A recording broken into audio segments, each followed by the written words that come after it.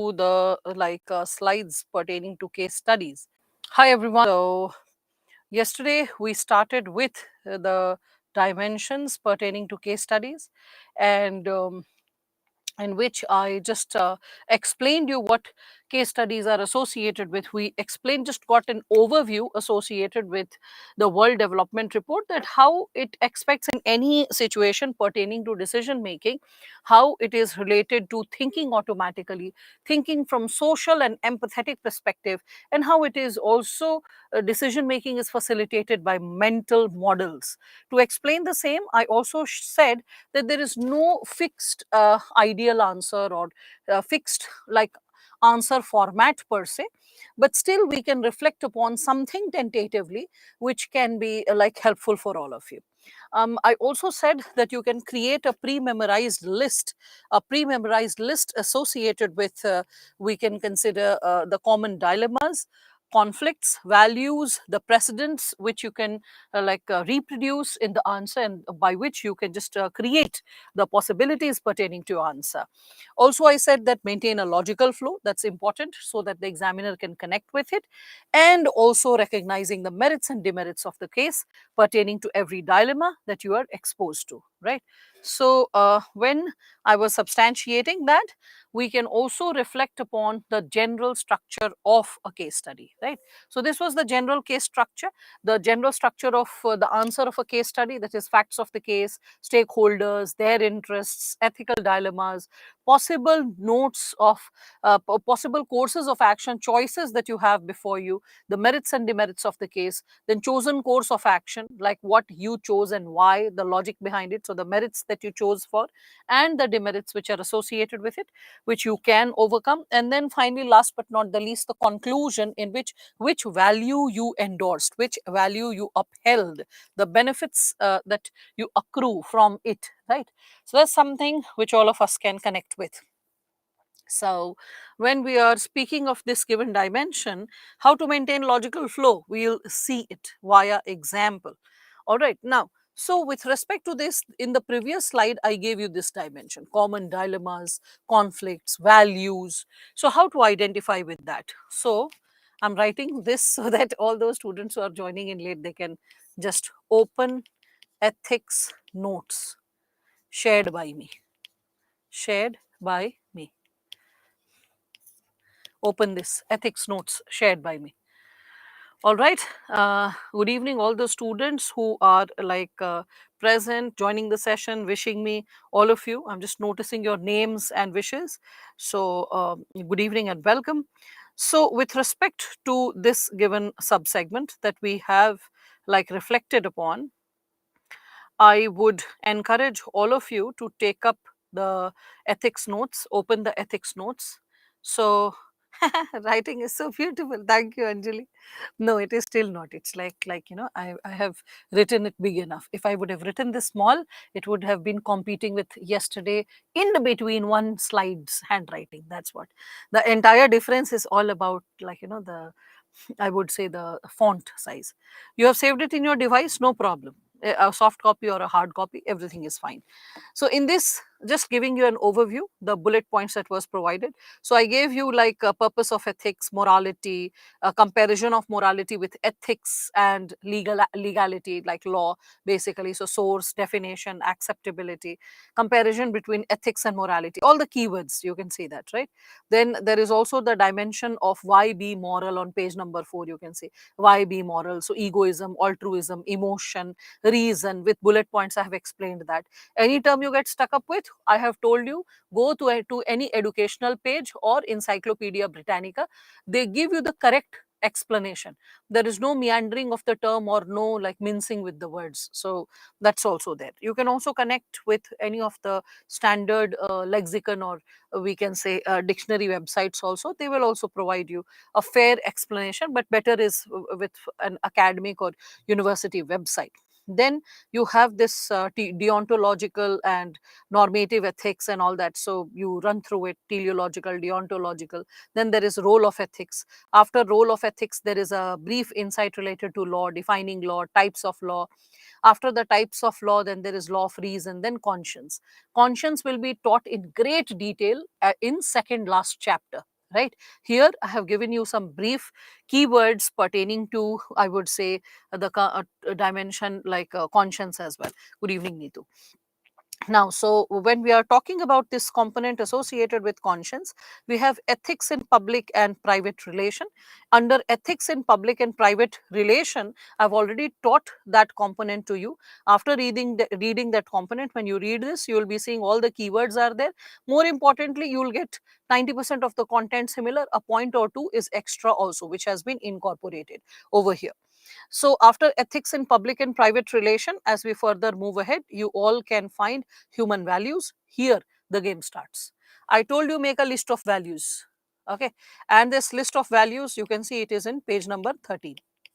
So you can reflect upon the list of values which are there.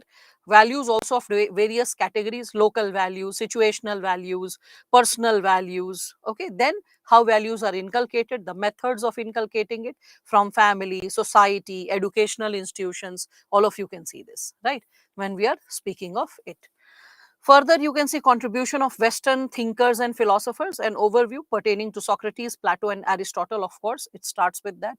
And after that, Epicurus has been shared, Stoicism, Immanuel Kant, like all important philosophers and thinkers who are like leading the pack are like given over here. After Immanuel Kant, you can also find Schopenhauer.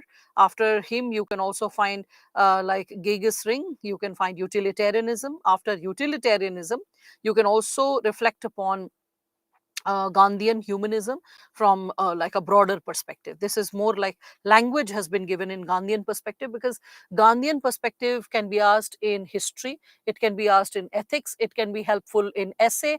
So Gandhian perspective should be understood in a more exhaustive way. So I've provided you a decent size content related to Gandhian perspective. Then after that, I have also provided you teleological and deontological conflict, a brief overview. Then leaders from India. With respect to leaders from India, again, Raja Ram Mohan Roy, Chanakya. After Chanakya, I have given you insights of like after Raja Ram Mohan Roy and Chanakya, we can find Gandhian perspectives are also given.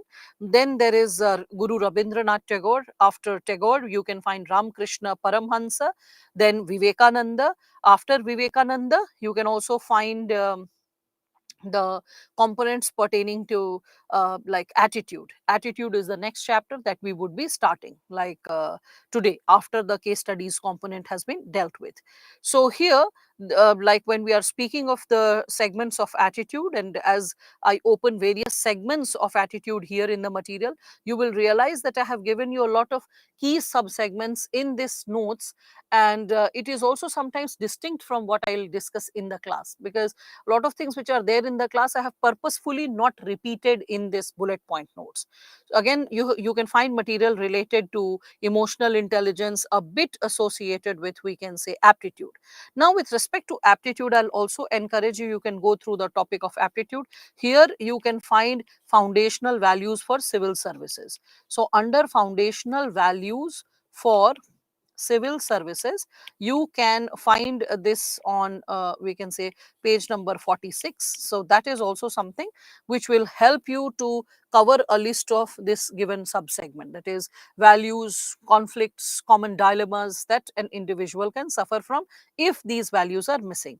So page number 46, 47, you will be finding this like 15 no 17 types of values have been discussed. The prominent as well as the miscellaneous ones all have been put under subdimension and categorically explained. Then you have this conflict. So this is also given on page number 48. Page 48, you can see conflict of interest. So under conflict of interest, what are the conflict of interest associated with a civil servant? And you can just read this conflict of interest subsegment, public interest, and then service orientation and procedural fairness, how to maintain it, how to maintain constitutional morality. So page number 48, 49, this is what I can suggest that all of you can go ahead with it. Which page? Everything is written, Aisha, you can see that, right? So please share notes, ma'am. I have missed it. Notes is there in the ARM section, the additional reading material. Chaya, it was shared last Friday. I think it's quite early for you to realize this. Which book? Everything is written on the board for all those students who have joined in late. Okay. Open ethics notes, and this is what I'm discussing, how in the notes certain pages, certain insights will help you even over here, and you can also like prepare a list of it and you can simultaneously work upon it. All right, then you can further, there is like corporate governance and like the last chapter and the second last chapter, the notes associated with it, like what is work culture, and in terms of work culture, what salient features ought to be maintained, so basic values that needs to be maintained to keep a healthy work culture. So all those subsegments, when you are reading it, you get exposed to it. Now, as we are working towards it, so with respect to this given subsegment, I can also advise all of you that you can run through this like material, this subcomponent, and memorize the keywords. Be very thorough with the keywords. When you are like thorough with the keywords, recalling the content effortlessly is possible. This is what I can suggest. Now, other than this material, what I can suggest is, even when you are reading later, when as you ripen, you can just come up with Subbarao, and with respect to when you are reading Subbarao later, you can just take out the key points pertaining to these areas, like what are the list of values, potential conflicts, and you can further add to the list. I've already given you the list. You can further substantiate the list. You can enrich the list further. This is what I'm sharing with all of you.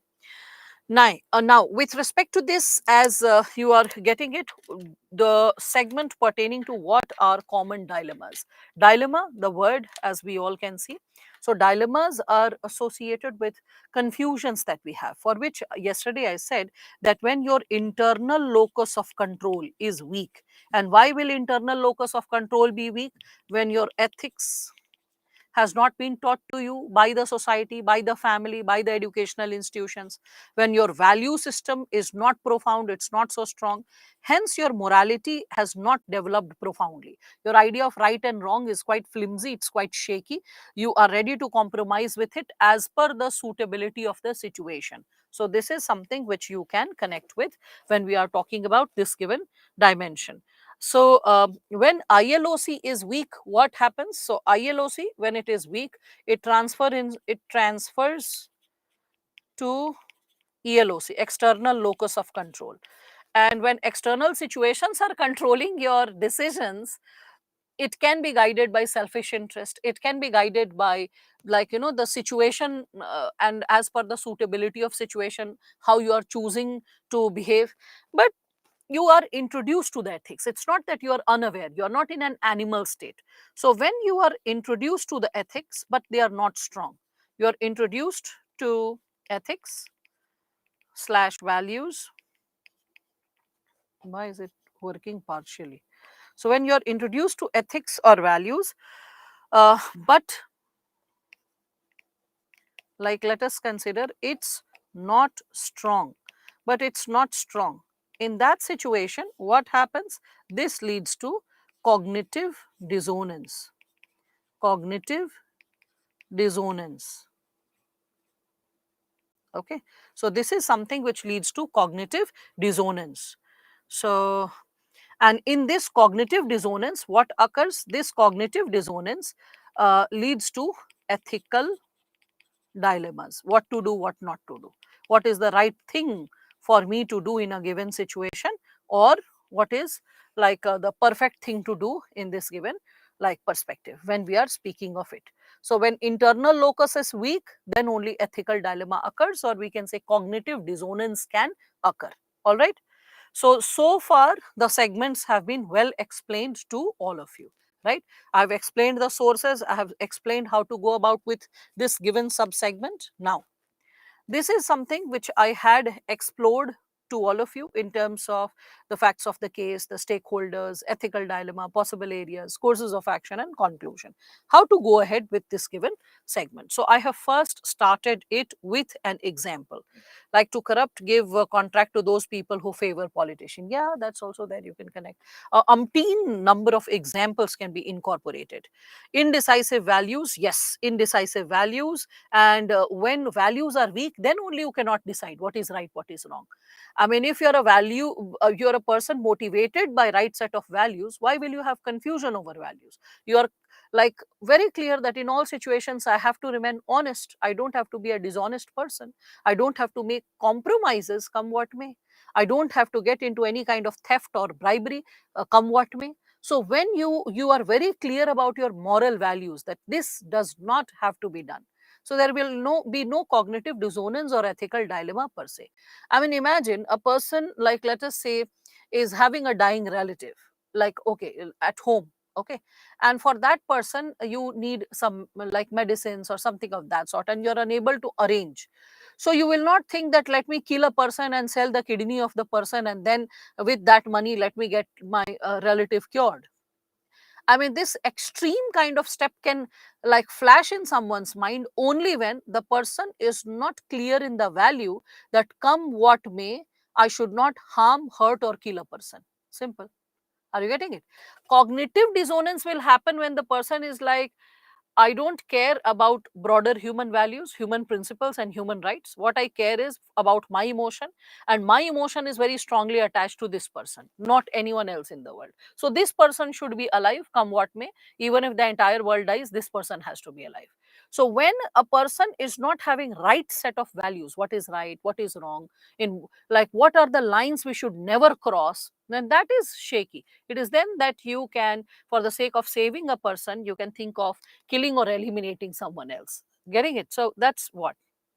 Now, in a step based manner, when we are going ahead, Vijay, when you joined the session just few seconds back, I noticed. I was like, now Vijay has joined, and he'll be like, ma'am, please repeat once again whatever you have done in last 15 minutes. So I noticed this very cleverly, and I was waiting for your question to be raised. But like I'll proceed further ahead.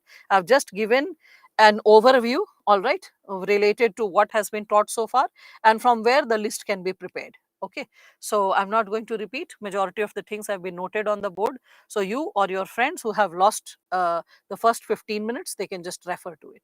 So no clever tactics will be like working. So because every time, like after every few seconds, I just throw a glance who all are joining the session, the names, and like something like that. So that is something which you cannot fool around with me. That okay, I mean, like, can you just give me an overview? Please explain again, connection error and all that. Okay, now, so the question, how to solve the case study?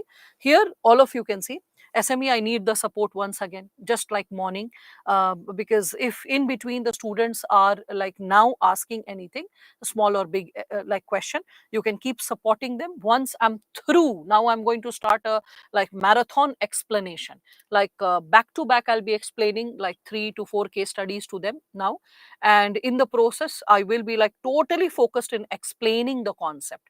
If students are coming up with alternatives, proposals, examples, you can appreciate. Meanwhile, if there are questions, you can just support them.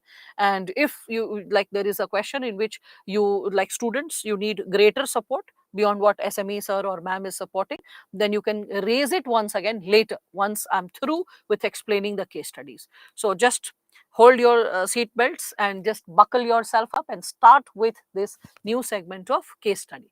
Now I'll be explaining you non-stop for at least like 1 hour or so. So be prepared and be very regimented and thorough. Step by step, we can reflect upon the possibility of how case studies ought to be solved. I'll start with a very easy one, with a very detailed explanation, also with written text, and then I'll take to another level, and then further another level, then UPSC exact level that is being asked, and then the previous year question.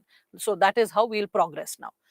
So over here, first and foremost, you can see the question is like you are a newly recruited official, okay, in a department of food and public distribution. So in this department of food and public distribution, as you are posted, you can see that you are under the impression of seeing how the management is working, and then you notice corruption. And as you notice corruption at senior managerial level, you see low quality food being distributed. You're also seeing that there are like distribution units being awarded in an unscrupulous manner, not in a fair manner. So corruption is exercised even while assigning a distribution unit. Later, you realize that top management is also aware of it and is a party to the crime. And then you, as an honest upright officer, you repeat your plea to the relevant authorities that there are a lot of malpractices happening in my department, but no one is paying heed or paying any interest to your complaint. Rather, you are advised that do not interfere in the administrative matters and choose to stay silent. Don't try to interfere in the like already settled levels of functioning, how the system is functioning, operating or running. Now there is a simple question: what should he do? No subparts, nothing, simple. What should he do? Here, with respect to this, when it is open ended, what should he do? We will open the same headings and subheadings that I had discussed with you. So first we will see facts of the case. Then after facts of the case, we will look into the stakeholders. After stakeholders, we will be like looking into the like bone of contention, which value is stuck and why. Okay, so what is the prime challenge? And then we will look into the choices available, so choices of options. Then you can think of option chosen, and after option chosen, you can also look into the conclusion, whereby you are also upholding the value that you are supposed to honor. So that is the specific segment. Today I have the bigger board, that's why I'm getting more space to write. I'm really happy. Now, so with respect to this, when we all can see what should we do, the open ended subsegment. So all of you can see it has been divided into various subparts. First, I can show you this identify of the facts of the case, then identify the stakeholders. So in identification of facts of the case, look into the core area. What is the core area which is under stake? So here you can see that the fact of the case is that there is corruption in the department, and the top management is available, which tells you to go silent about it. And your professional interest is at stake, as well as your well-being is also at stake. Anyway, now the stakeholders means whose benefits are at stake, whose interest is at stake. So like whose interest is at stake? So we can see first the departmental resources in terms of the work culture, the work environment. So department's resources are at stake. The state's resources are at stake because the grains are distributed are of poor quality, or the distribution units are distributed unscrupulously, right? Your interest is at stake because your professional career is at stake, as well as your well-being is at stake. So what kind of decision you would be taking and what kind of intervention you would be creating when we are talking about identifying the stakeholders in the given situation, right? Again, when we are further exploring upon this given segment, we can then see identify the ethical dilemma. Ethical dilemma means what should be the chosen course of action. Should you take action against your seniors, but they are the ones who are writing your referral report, they are the one who are writing your appraisal report. So if they write an incorrect report or a faulty report, that's going to cost your career, right? So should you go really silent about the situation, or should you stand for the larger interest of the department, your own professional ethics, and try to address the situation, take the bull by its horns? Because someone has to take the initiative of reforming the condition, reforming the status, whatever problems have we can consider surmounted, or whatever problems have got incorporated in the given segment.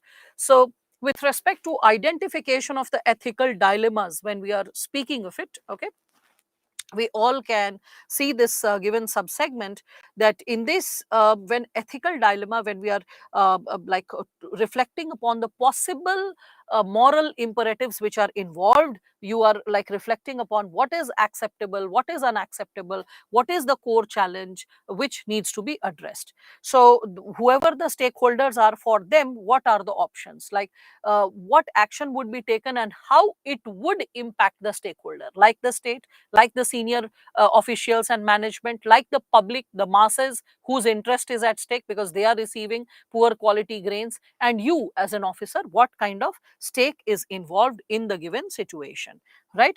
In this, as we are further moving ahead, we can also understand that when you are solving an ethical dilemma as a person who is in the system, it is never ever advised that go to media or become a whistleblower or this and that. All this, like, heroism is not something which is appreciated to begin with.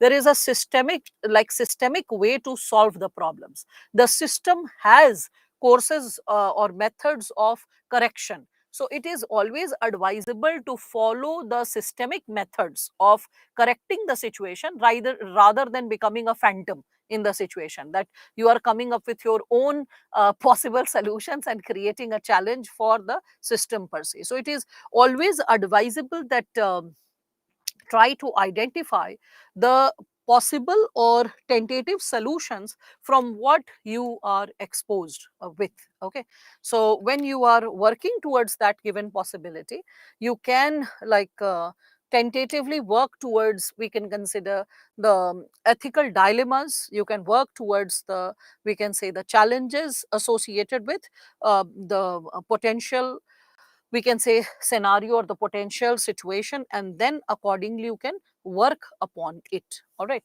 so in this given situation, so with respect to this, when we are talking about the challenges that you are exposed to, the course of action that can be taken and how it can be taken up.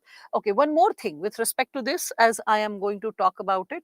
See, when you are snitching to the media, when you are leaking an information to the media, you yourself do not trust the department, or you yourself do not, we can say, you are not expressing your faith in the larger system. So what is actually something which has to be taken care of is, you have to follow the system, like there is a departmental procedure to raise the complaint and get it corrected. Suppose at departmental level it is not happening, then go to vigilance commission, write a complaint, have your proofs, and with the veritable proof, show this situation, that how what the complaint that you have raised, it is valid, it is true. You have some objective facts to prove your standpoint, so that the case becomes hefty. It is in support of your perspective or complaint that you have raised. So the let the state level or the central level vigilance commission look into the case or investigate upon a case, or if a committee or a commission, something like that, is formed related to different other issues, not this issue, then in that case, that is also looking into the facts of the case and trying to resolve the issue. These are better methods, like, quitting upon a job, or becoming a whistleblower, or leaking silently and secretly the information to the media. These are also solutions, mind it, but they should be the last resort. Means when you are totally hopeless, totally helpless, when you are truly cornered and there is no way out. In those situations, you can reflect upon these possibilities as well. Okay, but that is like totally cornered, and you will feel totally cornered sometimes when you are undergoing ethical dilemma. So when your value compass is strong, you know what are the methods to solve it. When the value compass is weak and you're somehow trying to write the answer, in that situation also, as an easy way out, quitting upon the situation, I shall resign, or I shall raise the complaint to the media, leak the information, become a whistleblower. There is a tendency to do on it. The words, we can say, professional what is upon. So you have to find out what the ethical dilemma is and how to work upon it. So with respect to the ethical dilemma, reflect upon the merits and demerits of the situation, whatever you are choosing. And with respect to it, the situation, the possible options, like let's say there is option A, so in option A what would happen, then option B what would happen, then option C what would happen. So you have to work towards the possibility of, like, let's say, whatever options are available. Like for example, I have given you some extra insight to all of you. When your personal responsibility versus we can say professional responsibility comes in, like we can say, or commitment towards duty comes in conflict with each other. Like suppose a person is a soldier and fighting at the border, and there is a strained situation at the border, and at the same time, like let us say the phones are jammed, the person cannot receive a call, so the person gets letters from the home, and in the letter there is persistent request that your father is ill, so please get back home because your father is about to die, and he keeps saying that if the last wish, the last desire that the father holds is to see you, so if possible just get back to home and meet your father, and like just do some service towards him in the process while he's alive. So now the person's professional responsibility is now professional responsibility, or we can say professional duty, is coming in in we can say conflict with his personal duty. So professional duty versus personal duty is what is coming in conflict. So what would be the merit of the situation? Is resigning the option? Is requesting for a leave an option? If leave is not given, it is a strained situation, so is continuing to work with continuing to work the option? So what is the tentative option, and what is the best option? That needs to be worked out.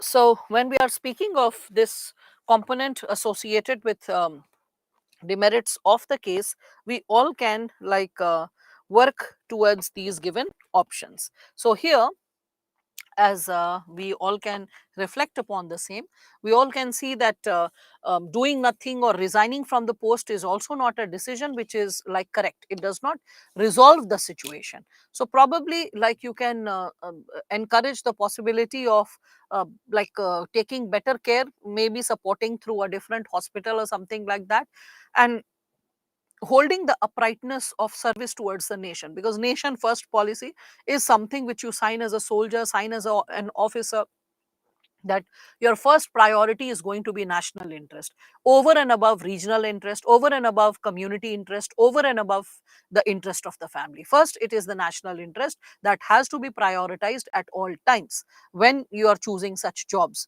So that is how, when you have a cognitive dissonance, when there is a dilemma what to choose, what not to choose, you have to understand that what is the core commitment associated with that situation to which you are exposed, and how you can, what are the possible alternatives, which with every alternative, what is the merit and demerit, the what consequences can probably follow, and then finally what you choose and why you choose. So the decision making is something which is based on the situation which has least demerits and highest merits. So that is a logical corollary, or the logical we can say aftermath that you need to understand, and then choose that in your course of action when we speak of it. Okay, so once you have chosen the plan, then you can further think about the possibilities of how to think right and how to incorporate the imperatives. Now, along with this, when you have chosen a specific decision, why you have chosen, give the explanation, the reason behind your choice, and if there is a demerit involved, so merits, because it is a meritorious choice, you are making it as a choice, but there can be some potential challenges. If those challenges are there, how you would tidy it up or overcome it, explain that, and then in the conclusion, just explain the values, reflect upon the values that you have upheld, like for example the constitutional values or civil services values, and I have already discussed the foundational values with all of you, like empathy, dedication, fraternity, leadership, sensitivity, okay, interest towards other cultures, diversity and stuff. So all of it should come in the component of conclusion. So when we are reflecting upon this, let us start with the case study that I just exposed you to. The question, if you want to revisit it, I can just take you back to it. So this was the question which all of you can see. Once again, you are a PWD officer. There is low quality food being distributed from your department. Your seniors are a party to it. Also, distribution units have been assigned unethically or illegally in an unscrupulous manner. You made a complaint, no one bothers to address it. Interestingly, everyone encourages you to go silent about it, not intervene in the administrative matters. So as you are like moving ahead with this given question, how you should attempt the answer. So this is the method. So first you should come up with the facts of the case. Now see, in the exam you won't have luxury of words to write so elaborately the way I have elaborately explained it to you. This is the very first exposure of yours to case study. That's why I have written an elaborate language, so that even after the class, when you are reading it, you are able to understand it, make sense out of it. All right. So it's pretty detailed. In the exam, a short version would be written like facts of the case. So corruption in PDS in terms of distribution, awarding distribution units and low quality food grains. That's it. Comma, involvement of top management. And then further, you can see that complaints going unheard and encouraged to remain silent. So these are the key facts of the case, which all of you can see. After this, who are the stakeholders? The individuals whose interest is at stake. So who all? You, the senior management. Along with the senior management, we can see the department. Right? Again, other than the department, see, department is written already. Other than the department, if you feel like PTO, I'm just writing, please turn over so you can find it in the next page. The department, you can add more segments if you want to. You can talk about the public, because it is the public which is at the receiving end. So its stake is also like involved in this given condition. You can also consider it with respect to the state.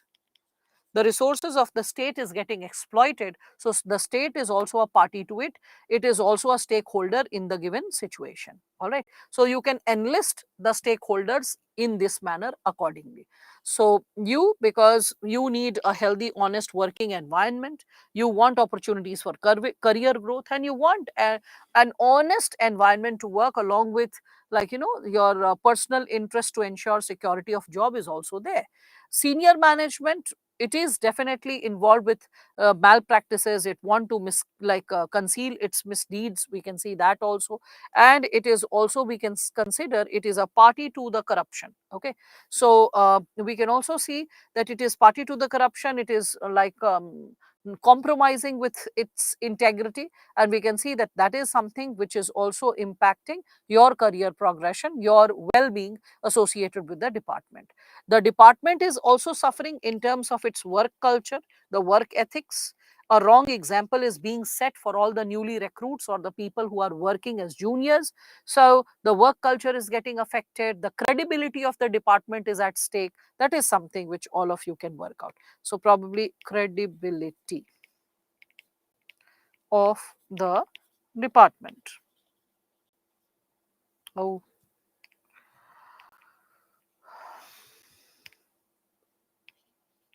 can also be incorporated over here. Now, so the department, when we are speaking of this given subsegment, the like the department or the institution, it is also getting affected. Then comes the subcomponent of ethical dilemmas faced by the officer. So what are the ethical dilemmas which you are facing? So first and foremost, we can see upholding the professional values or succumbing to the personal interest to save your career. Second ethical dilemma is obeying the directives of the seniors or like follow your own personal values, right? So in this given situation, we can see that the cognitive dissonance can, if it occurs, there'll be a constant sense of guilt that I am also a party to the crime, or I'm also a party to the corrupt acts that are happening. If you continue to be a part of the crime, or if you express your allegiance to your seniors, the kind of corruption that they are, corrupt or malpractices that they are performing, if you go silent about it, if you express your, we can say, like your allegiance to that action, this is what can happen. Now, what are the options available before you? So the options that are available is, first, becoming the party to the corruption. In this, there will be merits and demerits. So merit is what? So commission of crime which entails punishment can never be a rational choice. So this is the demerit of becoming a party to corruption, that it can never be a rational choice, and it is a test of character when you are becoming a part of such a criminal situation. So when we are speaking of this, that you are choosing to become a party to corruption, so what are the merits and what are the demerits? Merits is you can get monetary benefits, career progression, because department seniors will have a very good rapport about you. Demerits is it is illegal, it is blatantly wrong. I mean, there's no, like even an ounce of doubt, it is blatantly wrong to go corrupt. Okay, and if you get caught, you are the young recruit, so it is you who is going to experience the maximum brunt of the situation. Okay, so accountability, when we are talking about it, that accountability should increase, it is decreasing in your like a department anyway. So demerit can be, you can experience a dishonorable termination, that can happen. Okay, and seniors will try to save because they have survived the system. So rather than getting their support, there is a fair chance that you are the one who is at the receiving end of all the blame, that can be there. Now the option B is to approach the departmental anti-corruption body. What is the merit? The merit is that you are following the departmental channel to solve the problem. Okay, and it is the first mechanism to ensure accountability or transparency in the system. What is the demerit? Because it is a departmental channel, just like the seniors, the departmental channel may be compromised. There is a possibility that the people who are supposed to look into anti-corruption, even they are a party to the crime with the seniors. That is possible. So we can see that first challenge is the burden of proof will fall on you, because you have raised the complaints. So you have to prove that how the seniors are into unethical or illegal practices. So you will have to come up with substantive proof. If there is no proof, action can be taken against you. So burden of proof is there. Again, you can also see that there is a possibility that this department is also compromised, and if it is compromised, then the complaint will again fall flat on it, on the face, right? And the performance evaluation of the person may not be satisfactory. The seniors will not, because now they are aware that, oh, this junior is acting smart and is coming up with a complaint, so it can backfire against you, right? Then further, we can see that if you are coming up with a C option, that is leaking the case to the media, like whistleblower or whatsoever, okay, or silently leaking the case, you are not coming on the face of the public, not disclosing your name or personality, still you are leaking. So this you are doing with anonymity, and there is a chance, like when we are talking about it, so the chance of personal backlash will not be there, because they don't know who has raised the complaint. So the challenge will not reach out to very you, to the very possibility of reaching out to you when we are talking about it. So in this situation, we all can see that, and media these days, it is very powerful, it can create public pressure. So the dishonest officers can be expelled or can be punished. Now the demerits, what are the demerits? First, you can see is breach of the organizational rule.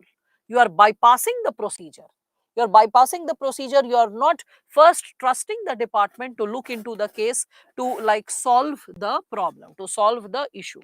So you are bypassing the rules or the procedures of the department, first thing. Second thing is that there is absence of credible information, from your side, because you are not present, you are not taking the claim that you are a, belonging to that department, and you are not claiming that hence I am a proof, I have seen this happening, or I can vouch for it. So when there is lack of credibility, when there is lack of proof, what we all can see, that because of that, what can really happen is that in the absence of credible information, it can downplay, people may not take interest, or this news is not played, Okay, it is not like media, because itself is not so ethical. So there is a fair possibility they go to the top management, take some money, some compromises, and they do not air it at all. They do not, like we can say, expose it at all. It gets suppressed. So that's another issue. Now comes preferred course of action. Finally, what you choose to react, finally what you come up with as a solution. So that is upholding the trust in public officer or public office, and following your duty as a, like, office holder. So in this situation, what will you come? You will definitely expose the corruption. You have to expose the corruption. But along with exposure of corruption and reaffirming the confidence in your own self as well as the department, you are going to approach the vigilance department with whatever proofs you have. Okay, and when you reach the vigilance department, if you have the correct proof, and when the inquiry is there, then with, and because the inquiry will be serious and you have like all the right proof, so the proof will be working in your favor. That possibility will be working in your favor, and that is something which will come up with this given insight, that yes, this given officer has given the correct amount of proof with which we all can see that this kind of crime definitely has been committed, and with the proof no one will be able to deny, even if an official or two is also corrupt and is still in the vigilance team, cannot deny it, because now the proof is working against, we can say, the friends or the bosses, whoever they are. So in that situation, when you are raising it to the vigilance department, you can see that after investigation with impartiality, they will arrive at the conclusion, and definitely everyone is supposed to accept the conclusion in a duty bound manner, including you. It's not that you cannot say that, oh, the vigilance team is unfair or incorrect. Whatever they say, then you have to accept it, because you have to trust the process of inquiry, and you have to undergo the, like we can say, the rules and regulations, respecting the rules and regulations with respect to the department and what's happening. Always remember, you are not going to become a political reformer or a civil reformer. You are going to become a bureaucrat. So following the rules and regulation and respecting the rules and regulation is something which you have to learn at all times. Okay, and if rules and regulations are not there, that is, code of conduct is not there, then code of ethics is followed, then constitutional values are followed. Okay, because if you remember, when we were talking about objectivity in decision making as a civil services value, so I said that objectivity in complex situation is not possible, because rules and regulations are not always there. In complex situation, there can be lack of rules and regulation, then you go by values, you get guided by values. So remember all that theory that I have taught, connect it with the the question, the situation, and then respond to it accordingly. All right. So with respect to this, there can be a possibility that the inquiry committee is the creation of the inquiry committee gets delayed. That's okay, but you have to just, respect the process, continuously pursue the matter. When you work, pursue the matter continuously unto satisfaction, then definitely action is taken. And then in extreme case, you can also go complaining to the center or state vigilance commission. So not only the vigilance department which is there in your own office or in your own department, beyond that, suppose if that is not taking cognizance of the problem, then you can raise the issue to the state or central level vigilance commission as well. You can further increase the pressure by filing an RTI, because with RTI more facts will come out of the coffin, and that will be adding to virtuousness to your case. So that is also how you can encourage impartial inquiry, right? And as far as career progression is concerned, you don't need to feel scared that, oh my god, the same seniors are going to give the we can say appraisal report. No, not really. You don't have to worry about it, because the evaluation of the performance is based on objective parameters. And when we say it is based on objective parameters, what do we imply by this term?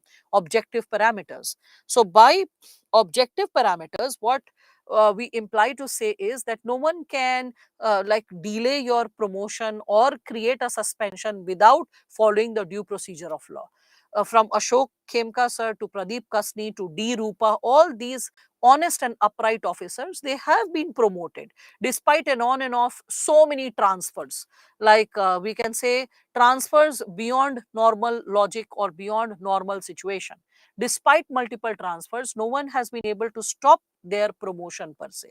So there are objective parameters which are taken in concern when you are like looking into the concerns pertaining to uh, the promotion or looking into how an officer's report is prepared. Okay, so you cannot malign it or you cannot disturb it without any proof, without any rhyme or reason, because there are logical categories which you have to fill, and on the basis of the categories, then finally the report is prepared.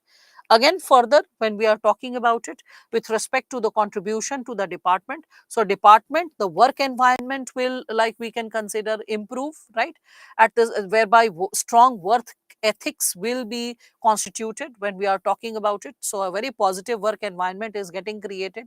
In conclusion, I said that you should always uphold the values that you took care in the case, right? So here, what is the value? So first, you went with perseverance, you continually followed the case, you did not quit upon the case, you continually followed the case, first and foremost, even in the face of adversity, when the departmental seniors were threatening you. Another segment that you can see, that you are bringing out the traits of courage, selflessness and integrity. Okay, and along with that, you are also behaving as a person who's responsible, holding a public office. So these are the values that you came up with, and this is how you solve a case study in this stage based manner. Now, the truth is, you don't get to write all the stages in the exam. All the stages are not asked. Sometimes you have to surpass the stage and stick to the question that has been asked. So let me take you to another question which is having some specific concerns, and it is associated with the IT sector. Okay, because you get both types of questions. You get questions pertaining to you being a civil servant or concerned with the life of a civil servant, or associated with private sector, because in your syllabus you have ethics in public and private relation, and along with that you have ethics in like public offices as well as private offices. You, along with corporate governance, you have topics pertaining to private sector like board of directors, and all of it is there in your syllabus. How to bring in transparency in the functioning of the companies, that's there in your syllabus. The second last and last chapter, when you are going thoroughly, there are a lot of topics which can be associated even with private sector. Now, so there is another question which I'm giving you associated with the like we can see that there is another question which is associated with the case study. Sahil, for that you have to just dissociate from all distractions, focus. This is only one case study I have explained. There are three more to go. There might be moments in your exam when you are going to write your 10th board or 12th board, and a night before or 2 days before, the teacher is saying this is the most important topic, listen with all your utmost attention. So even if the topic is new or ill prepared, you pull in all your attention. That is what is requested. Now, again, I take you back to the case that I have discussed with all of you. So with respect to this specific case, when we are talking about it, so yeah, this one. So you all can see, this was the first case that I showed to all of you. So it just had one question: what should he do? The question was that there is corruption in the department. As all of you can see, there is corruption in the department. Food is low quality that is being distributed.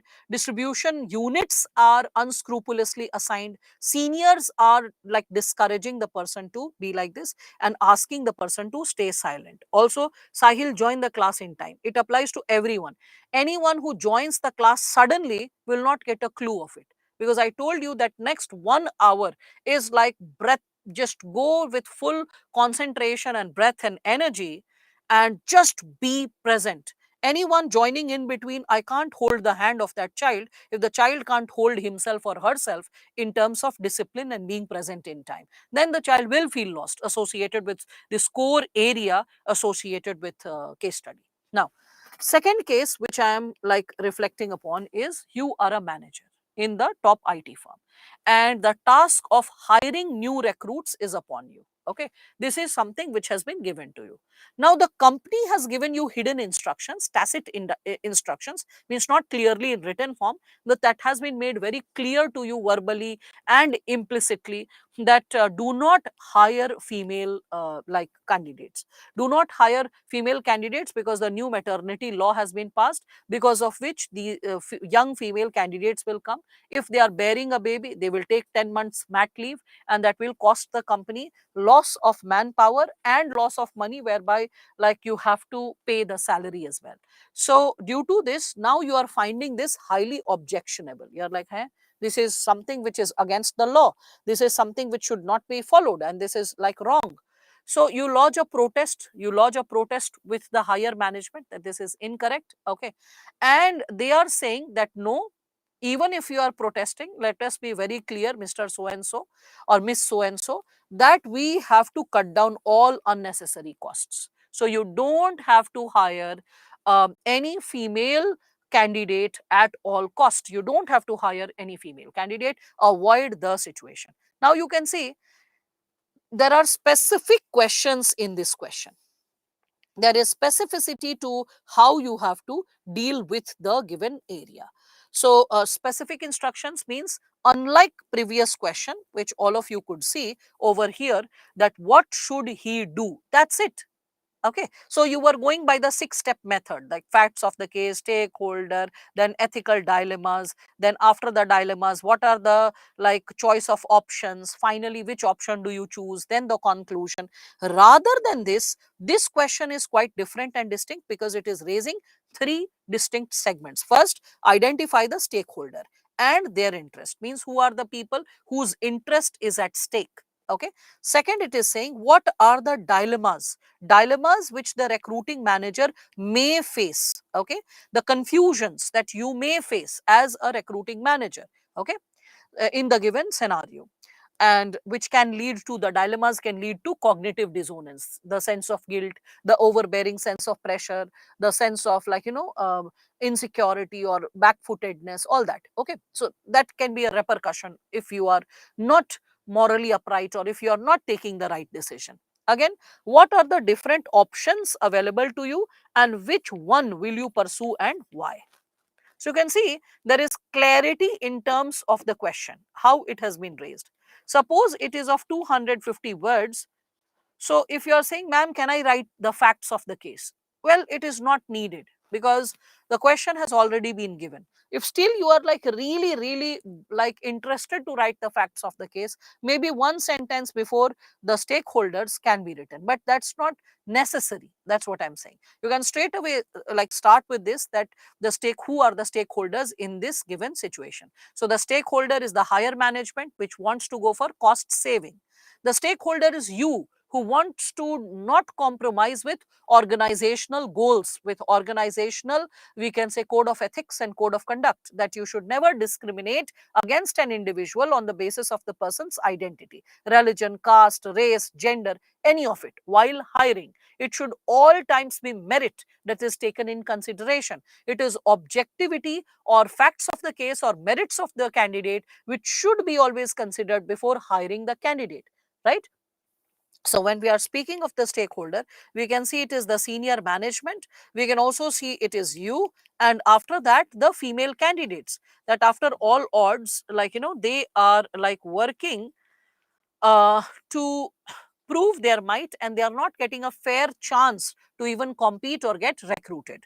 Again, the female candidates can be divided into 2 parts. One, the potential ones who deserve to get hired or who are deserving or they have the skills, and the second can be associated with who are already working. So those who are already working in such a working environment where the management is so hostile to female work employee, so in that situation, there can be discrimination, some other kinds of implicit discriminations exercised towards female candidates. If there is any, one has to be particular, because healthy work environment has to be created so that it is like a win-win for all. right? So when we are reflecting upon the same, what should be your approach? Okay, so as I said, the three segments: hiring manager, the company, and the female candidates. Extra, you can say the government, because the government has created the law.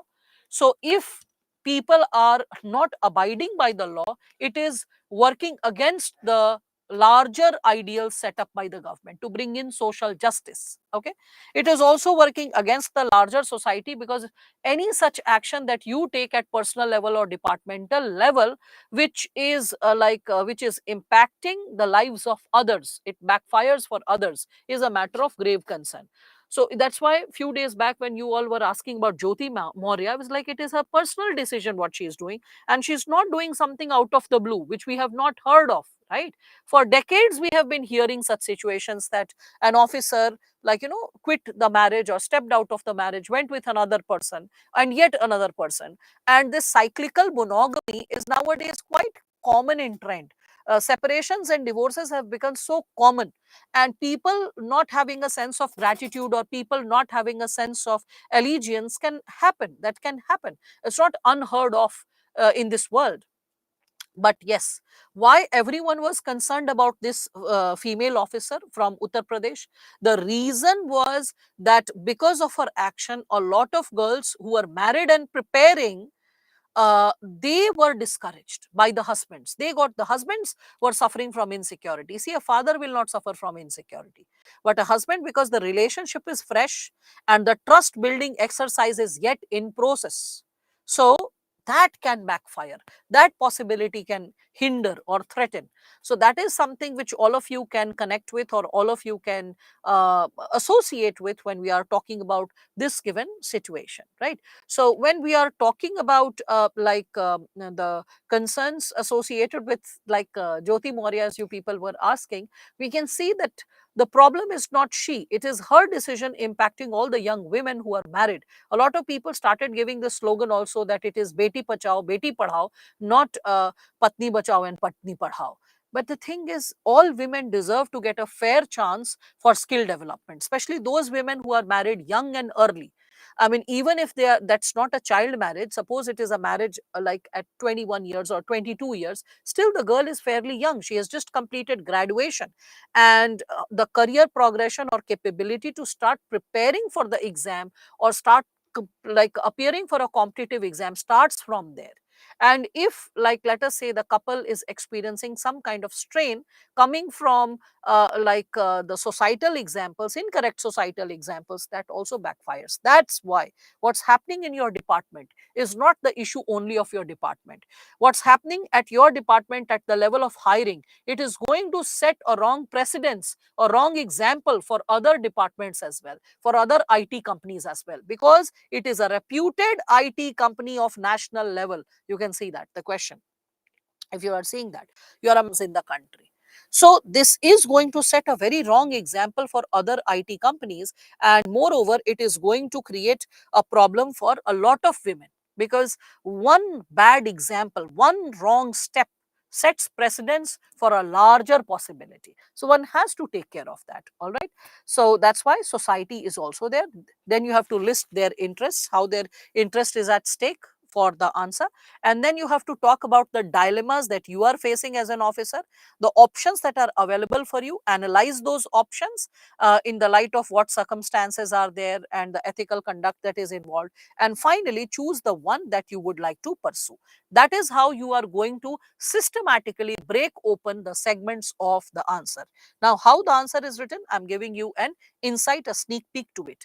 Again, I have provided a lot of detailed language to it. In the exam, as per the number of words that you have to write, you may not get the freedom to write so much. This is again for you, so that even after 6 months you are revising this content, you are able to make sense out of it related to how to solve a case studies. But remember how to, we can say, squeeze the content and coming up with this given dimension. So, yes, that's also there, Weber. There were a lot of issues associated with that as well. Now, when we are talking about getting back to the case, I'm appreciative of the thought that a lot of you got concerned about the aftermath of Jyoti Maurya case with respect to married young women who are aspiring for their career and their career is getting hindered or affected just because of one bad example.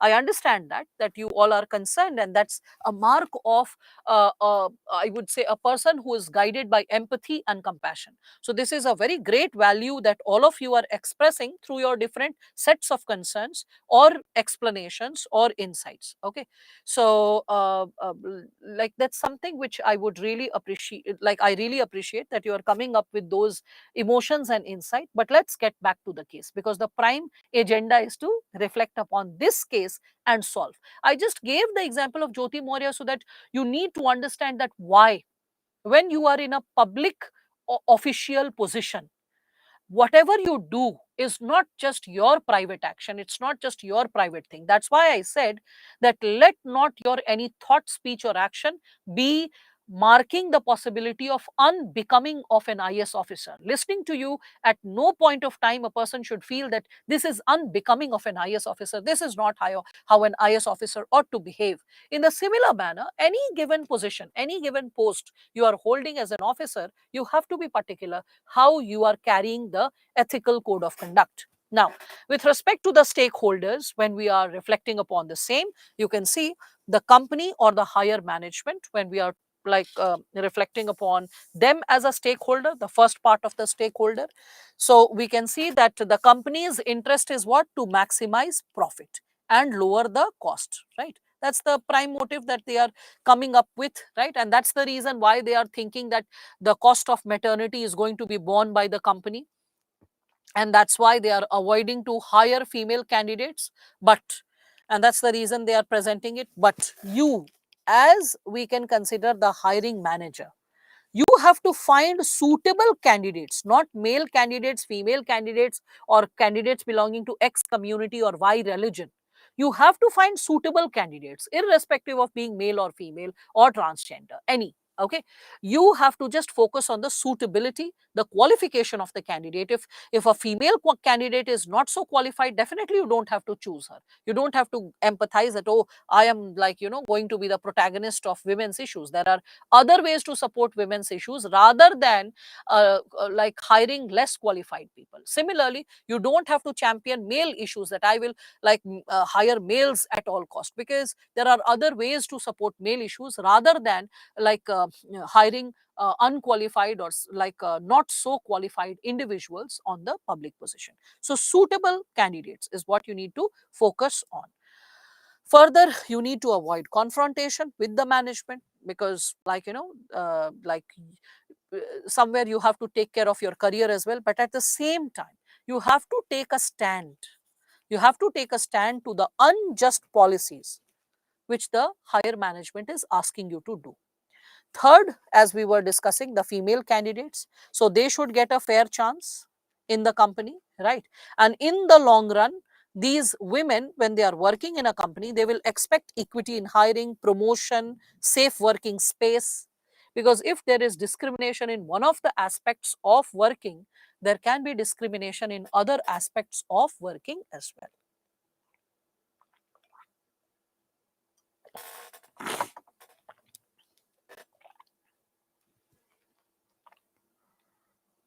So, pertaining to it, when we are further moving ahead, we can see the government and the society.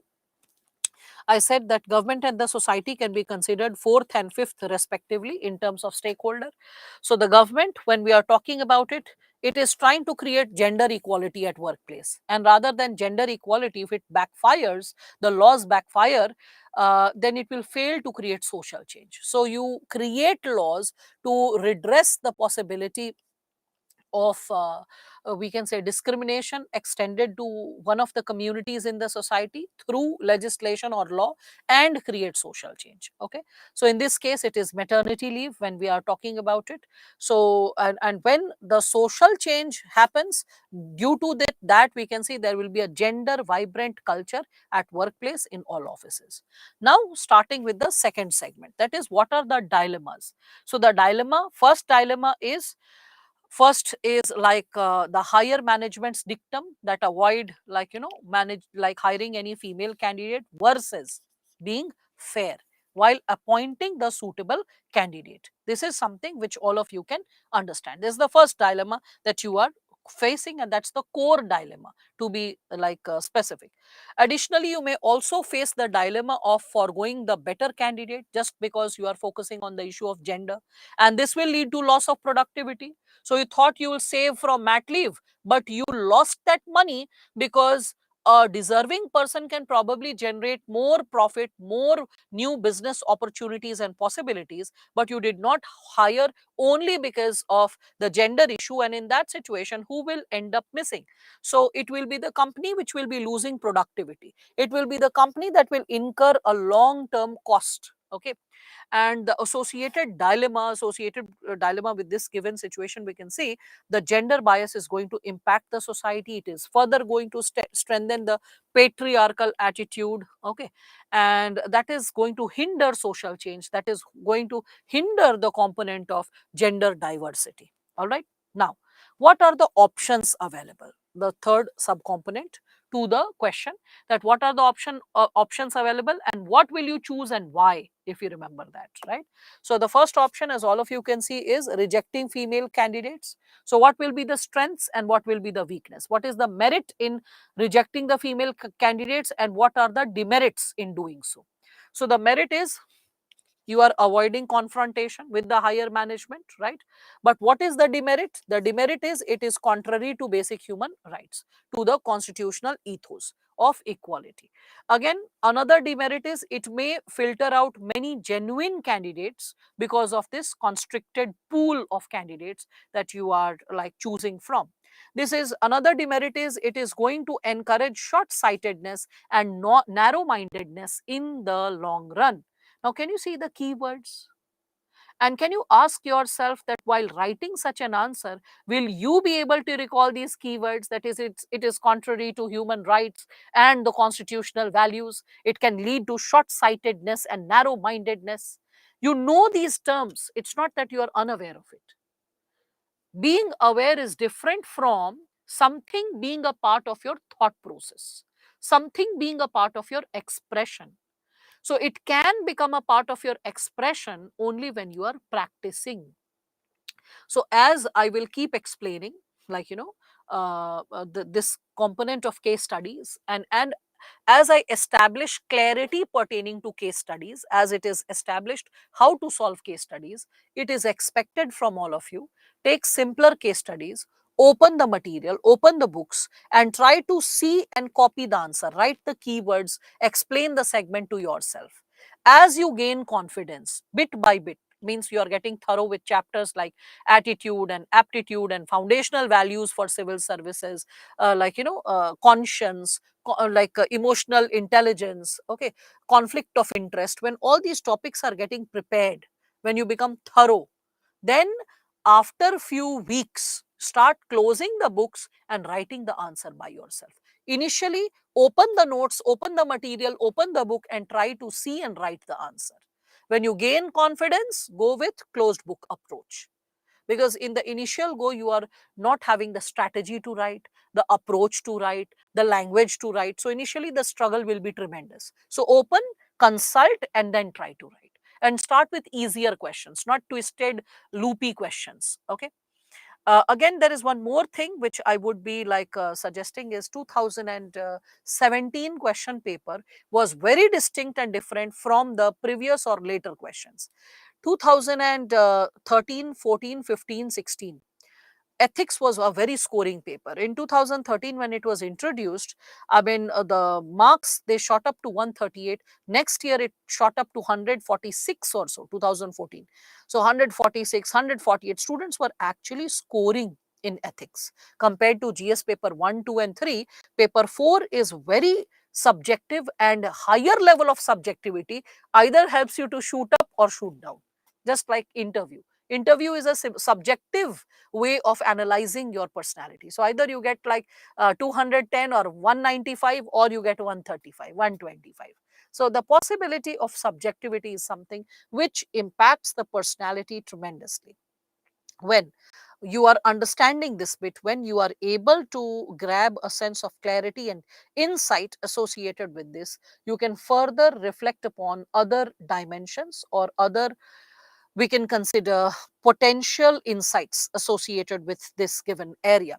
So with respect to this given dimension, when we are talking about the female candidates and reflecting upon rejecting the female candidates, we all can reflect upon certain core insights, right?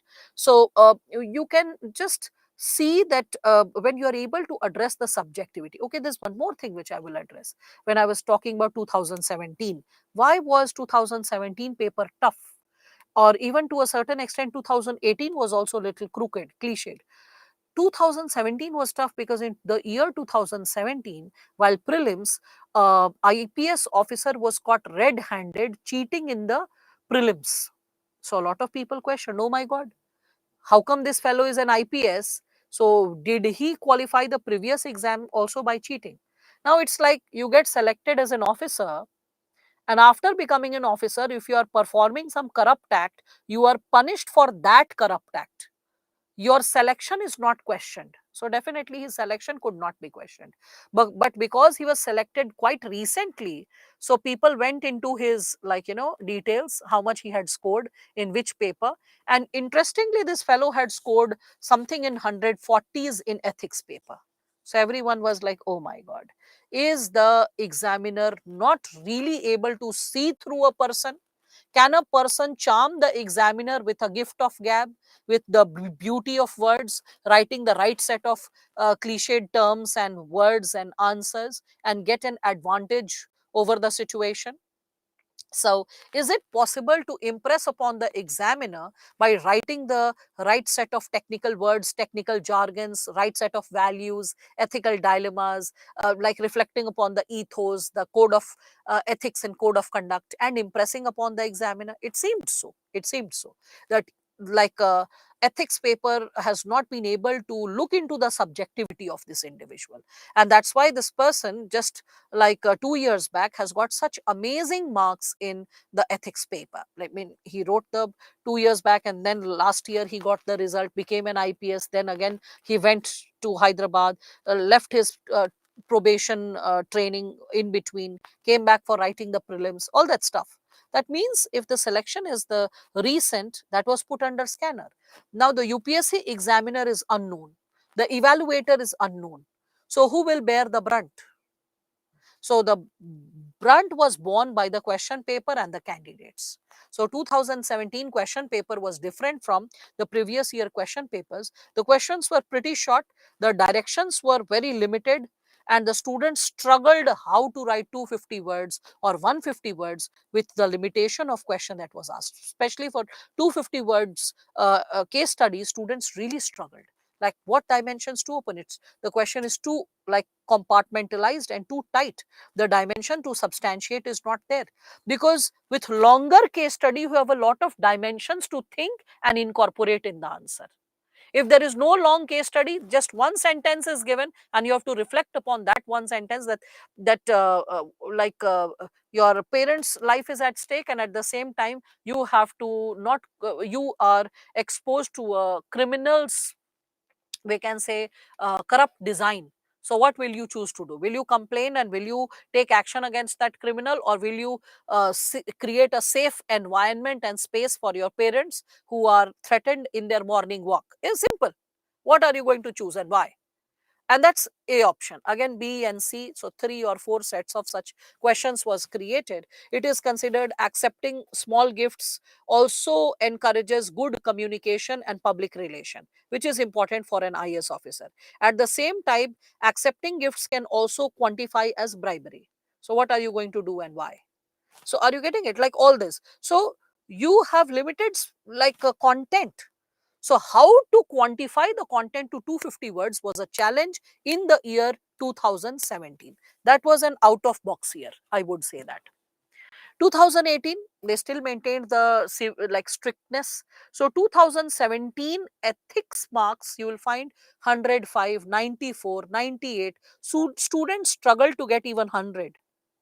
Okay, 100 that year only one candidate got good marks, and which was above 125. It was 127 or something like 132, something like that. But 95% of the students had less than 120, and out of which again I can say 80% of the students had less than 105. So ethics was a massive disaster in the 2017 year. It was strictly marked. 2018 also, fair level of strictness was maintained. But again, for past 2 years, like we can say 2021, 2022, ethics is back to track. Like again, it is like fluid. The nature of marking is relaxed. Subjectivity is up. You get better scored compared to GS paper 1, 2, and 3. I just informed you the history of ethics paper so that you are aware of these turbulences which can impact your paper as well, or the nature of questions that are asked. Another reason of informing this history was that when you see the question paper and when you see the 2017 mains questions related to case studies different from the previous year, or the questions which are asked in 2021, 22, again we are back to the same track, old track. 13, 14, 15, 16, same track is of 2020, 20, 21, 22. So you see that we are falling in the same track. Again, it is easy. Though questions are long, but longer questions, case studies are easier to solve because you have multiple dimensions to think. That possibility is back. But if you see 2017 question paper and you feel threatened that, oh my God, I don't know how to solve this, the nature of asking question is very different, know the reason why, and know the impact, how it impacted the marks of students in that specific year in terms of they getting selected. All right. So yeah, like the CSAT paper of this year. Now, when we are, how did he even cheat in the prelims? He used a Bluetooth in his ear, and from the other end, his wife was connected, and she was prompting the answers to him. That was the thing. All right. So, matlab you want to learn the cheating methods also, or what? And you just, I told you that he was cheating, so he was cheating. Yes, that was happening in Andhra.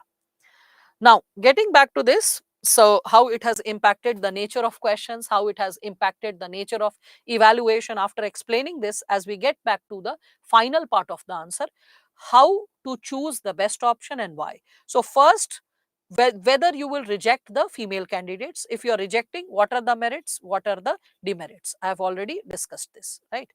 After merits and demerits, we can also see the second option that you have. So hiring the suitable candidate objectively. And when you are hiring the suitable candidate objectively, this is the merit. I mean, sorry, this is the choice that you are making. And if you are making this choice, what will be the merit and what will be the demerit? Merit will be competent and deserving candidates will be hired for job. So this is the merit. And the demerit is maybe the senior officials can go upset or they may not appreciate this stand. So how are you going to solve this situation? What is the option that you will pursue? Of course, you will pursue the second option, but you will add more volume to it. Because for looking into concerns of gender inequality, that is the role of HR, not Rangoli as they say in this stand-up comedy. The role of HR is to remove frictions at organizational level, upkeep all the organizational values, and also maintain the cordiality of code of ethics and code of conduct of an organization at all times. So all the grievances, complaints, etc., they reach the HR first and foremost when we are talking about it. Okay. So when we are speaking of this given dimension, we can see that confrontation with the seniors is not the way out. What is their persuasion? This is the next chapter which we are going to discuss. So in next chapter, when we are discussing attitude, there we will be discussing under its subsegment the subcomponent of persuasion. That is how theory helps you to build the content. Okay. So persuasion, you will persuade, and through which you are going to indulge in attitudinal change of the senior management. For this, you are also going to take the help of, we can say, HR, okay, which I have suggested later. So you can also see that like immediately bringing attitudinal change and persuasion is not possible, because that's an immediate situation. So this persuasion and attitudinal change can be connected with long term measure. Long term, this is what you need to do. Now, with respect to the short-term possibility, you have to objectively demonstrate the cost associated with hiring women employees who are competent and effective, but and versus men who may not be so competitive. So if you are finding really very competent women, and if you are not hiring them, what will be the cost that the company will bear versus the candidates that would be hired if they are not so significantly skilled, if the men are not so significantly skilled.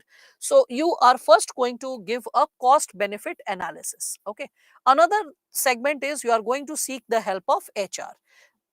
To reach out if needed, you can also reach out to the governing board, because I told you in your syllabus there is board of directors. So if needed, you should reach out to the board of directors, raise the concern before them, present the cost benefit analysis of hiring a deserving candidate even if she is a female versus hiring from a restricted pool or constricted pool of individuals who are not so competent, and the kind of cost that will be borne by the company in the long run by hiring such individuals who are not productive enough, contributive enough. Okay, so that is something which you have to indulge in, and not only reach out to the higher management with respect to persuasion and attitudinal change.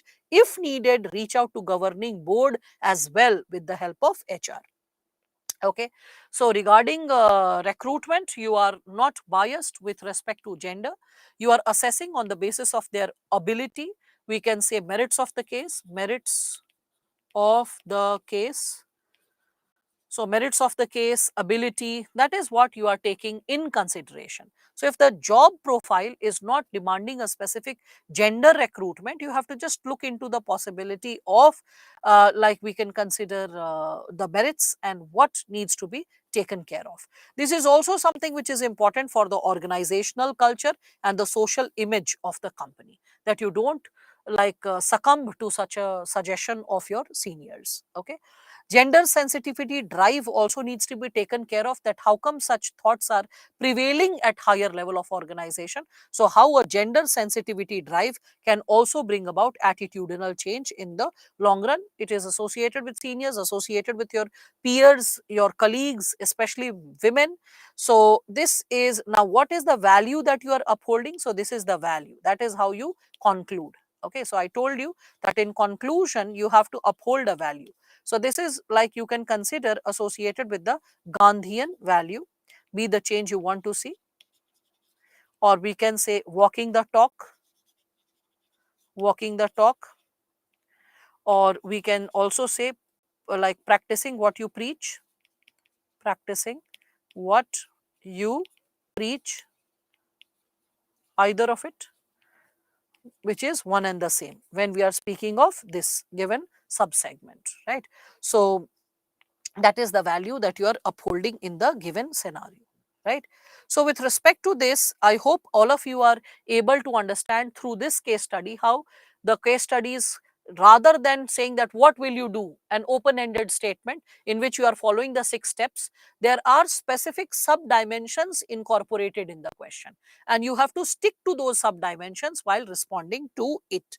So as we are moving to the next sub segment, we all can see now the question is increasing in intensity. Okay, so this question is competent to UPSC level.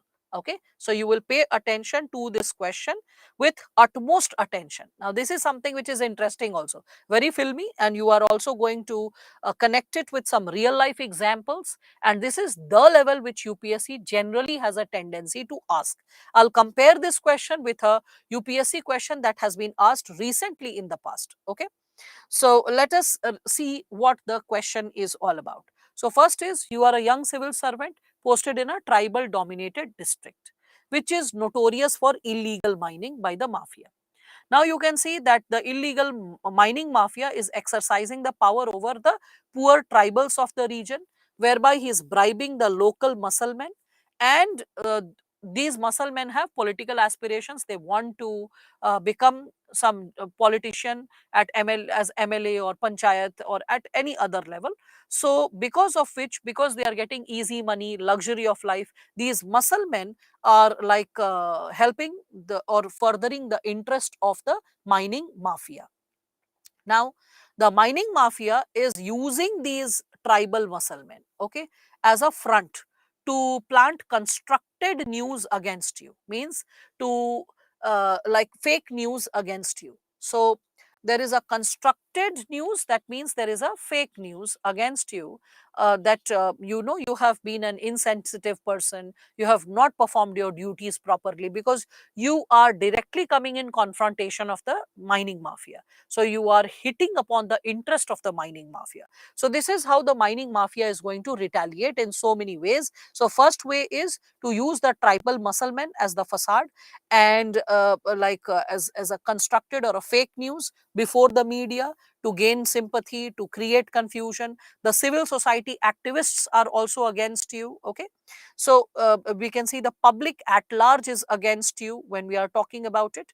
So we can see when we are talking about it that the public at large is also against you. So like let's say you are a civil servant and you are against the mining mafia, and the mining mafia, rather than coming in the facade, the mining mafia is putting the, like let's say, tribal muscle men as the facade, okay. So tribal muscle men, that, like you are misbehaving with them. They are also encouraging the civil society to have a bad opinion about you. They are creating a negative image in media, we can consider that. You can see the public at large, because of, we can consider the media going against you, so the public at large will get affected. So public at large is displeased with the conduct that you are carrying forward as an officer. This is just, we can say, surface of the game. Let us see the actual game, the way it unfolds, okay. So you understand what this person is doing, but soon you realize that there are some employees in your own office who are in nexus with the mafia. So you are saying the employees also. So office employees, okay, they are also associated with the mining mafia. So office employees, I'm putting 2 star, I'm putting 2 star with mining mafia, that they are also connected. They are having an empathetic attitude. So when you are initiating any stringent action against the mafia, your office colleagues or juniors, they themselves are turning hostile, and they are informing the mafia against you. Now, what is happening? So, in this situation, a fake FIR is registered against you. A fake FIR, okay, is against you, registered against you under stringent provision of like Prevention of SC/ST Atrocities Act. Now, let us see. So, you are like these tribal muscle men when we are speaking of it. So, these tribal muscle men, what they do is they file a fake FIR, and it is under, we can say, this Prevention of Atrocities under SC and ST Act. Now SC/ST Act is very, I would say, strict, and the charges are very severe, and it can cost a person's career if we are speaking of this given dimension, okay. So with respect to this given sub segment, when we are talking about it, how to incorporate n not, it is in, and it is not with a hyphen. In answers, well-being of personal and family health, if it is not asked, don't put family health in between, okay. Family health is not going to be your priority, Vivek. Yesterday also you were asking that about how to earn money and how in the system. So the questions about family health, the questions associated with earning money, is something which is quite disturbing, because the first priority of a potential IAS officer or a potential civil servant, a potential officer who wants to get into paramilitary, or potential officer who wants to get into army, any officer serving at any level, the first matter of interest should be national interest, the interest of the state, then interest of, we can say, the larger society, the masses, the people. Family comes towards the end. And if that angle is not asked or incorporated in the question, don't necessarily twitch and put it in the answer. That will be unnecessary. All right, Vivek? Now, so yes, it is a non-bailable offence under SC/ST Prevention of Atrocities Act. If FIR is there and like we can consider if charges are proved, it is all the more severe. Recently, there was an amendment in SC/ST Atrocities Act. You can reflect upon that. When those amendments were made, a question was asked in GS paper 1. That's how current gets connected with theory. So there is a theory of Prevention of SC/ST Atrocities Act, but the moment in 2018 we started talking about amending it and the possible provisions were incorporated, then it qualified as a full-fledged question. Okay, so you had to reflect upon the four most important legal interventions meant for tribals post independence. One of them was this that could have been incorporated and the changes that have been included, and that was in GS paper 1. Mind it. Anyway, getting back to this question again. So the tribal muscle men have created this, due to which what will happen, the media will get further triggered because of this, right? Again, there is also one more thing that has happened. You can see they also convince the unsuspecting poor tribals that the state again, mind the word again, the state again is launching atrocities against them. By this statement, what can we sense? That there is lack of communication and trust, right? There is lack of communication and trust between people, tribal people, and the state. This is what we all can connect with, right? So there is lack of communication between the tribal people and the state. I hope all of you can connect with this given idea, right? So when we substantiate this given possibility associated with what is articulating before all of us, we can also see that the poor tribals, these unsuspecting poor tribals, they have been tutored to write a complaint to the National and State Commission for SC/ST, and the copy has been leaked to media. So the situation further blows up. It's like fanning the fire. So here we can see that there is another issue, and that is associated with the complaint. So poor tribals and fake complaint. Now after fake FIR, fake complaint. And when we are talking of fake complaint, this fake complaint is to National Commission and State Commission of Scheduled Tribes. Okay. This copy is leaked to the media. So this fake complaint is leaked to the media as well when we are reflecting upon the same. Okay. So that gets connected.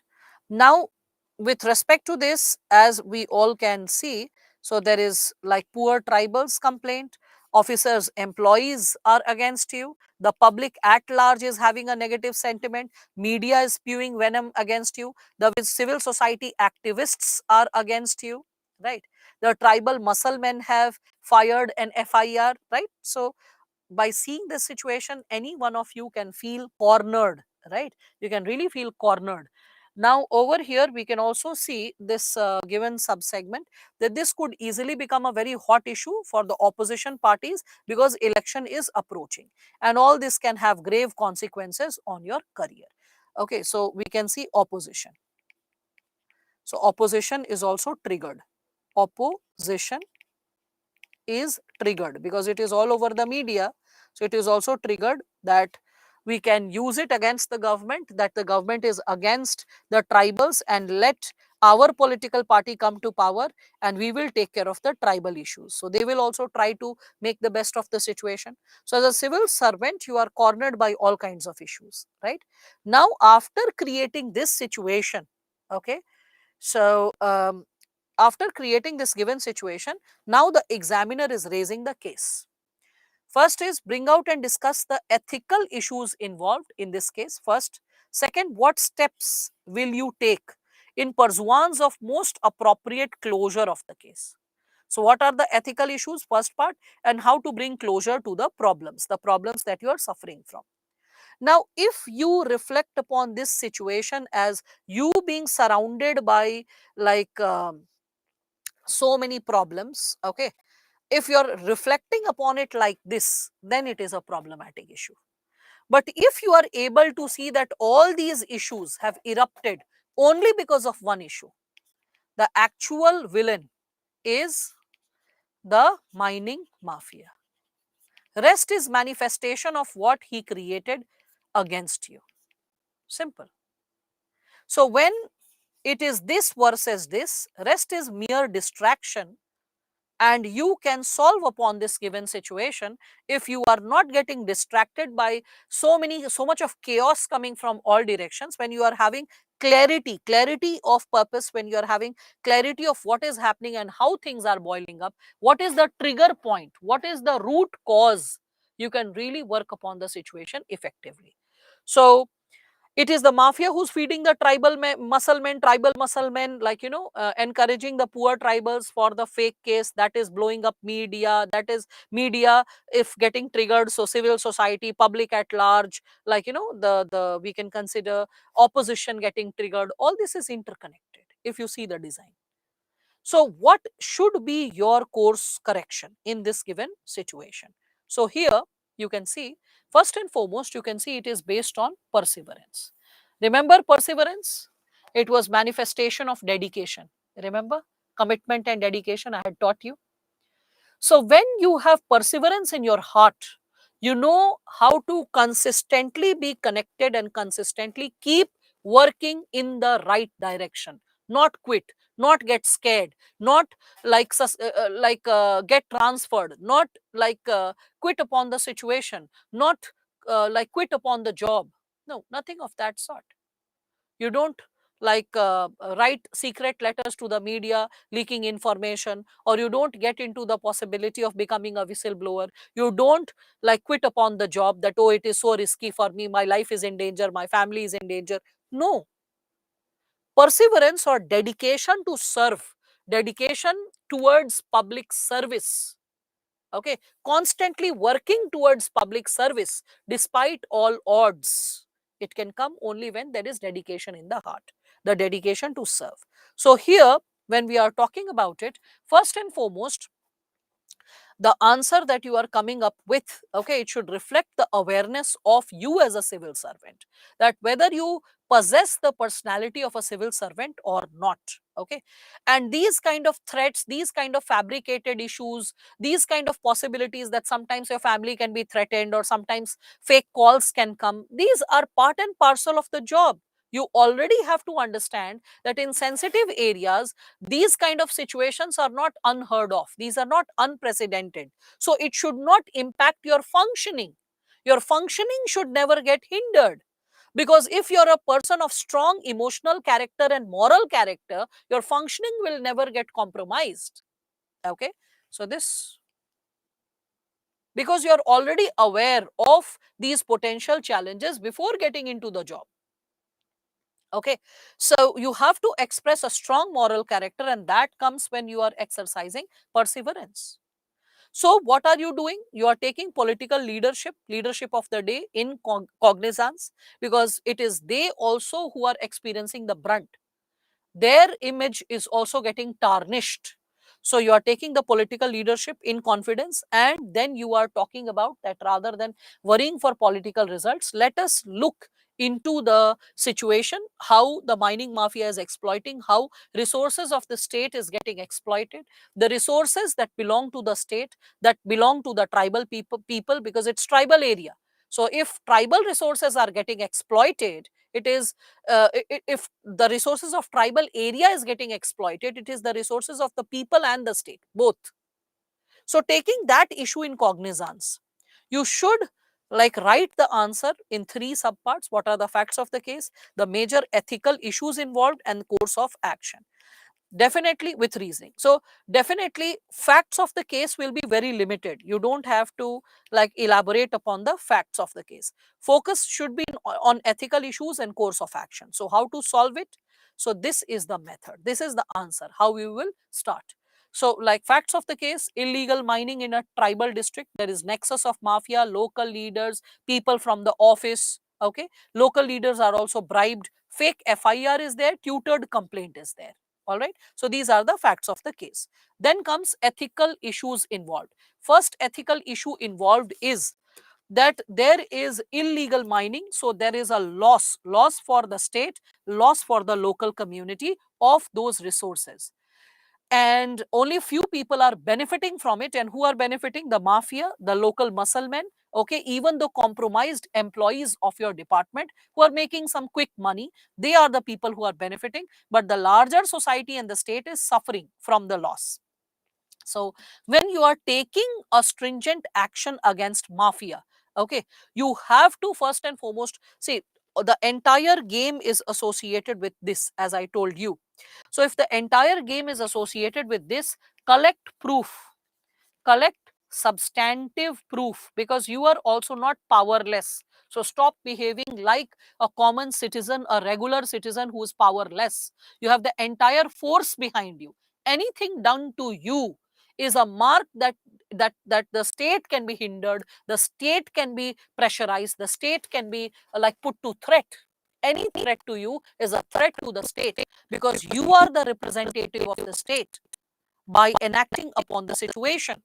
So collect substantive proofs. You have the department, you have like so many people working under you. Okay, so collect substantive proofs. That is the first thing, because the moment you are collecting substantive proofs against the mining mafia, you are able to show it, like you are able to raise a complaint, you are able to raise a, like we can say, inquiry. This fellow will be like his knots will be tightened, then dots will be connected. It can be proved that the tribal muscle men were funded by this fellow, and thus the FIR is fake. When the High Court is looking into the plea, fake FIR is there. For fake FIR, the tribal muscle men shall be punished. So you don't need to fear punishment. Oh my God, FIR is there. If there is no substantive proof, definitely you are going to win the case, because you have proof how you are innocent.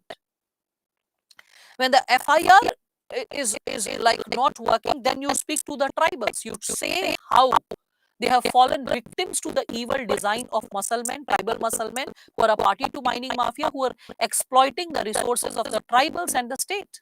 So you make them aware of the situation, and you try to establish better communication with the tribals. So definitely they'll be taking back the complaint, or the complaint is also fake, so it is anyway turned down upon. About all this entire situation that is getting exposed or open related to mining mafia, now you are also connected to media.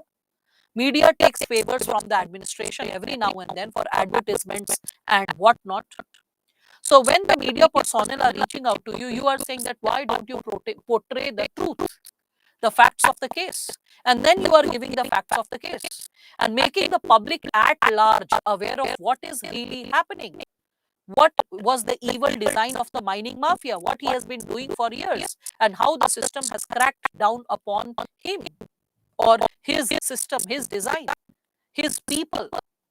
When all this crackdown will go on, definitely the opinion of civil society activists or the opposition will definitely change. The people at large, the public at large, the kind of opinions they hold will change, right? All of you can connect with this. So this is what you will be reflecting upon. So you can see it's written over here. So while taking on the mining mafia with stringent legal action is commendable.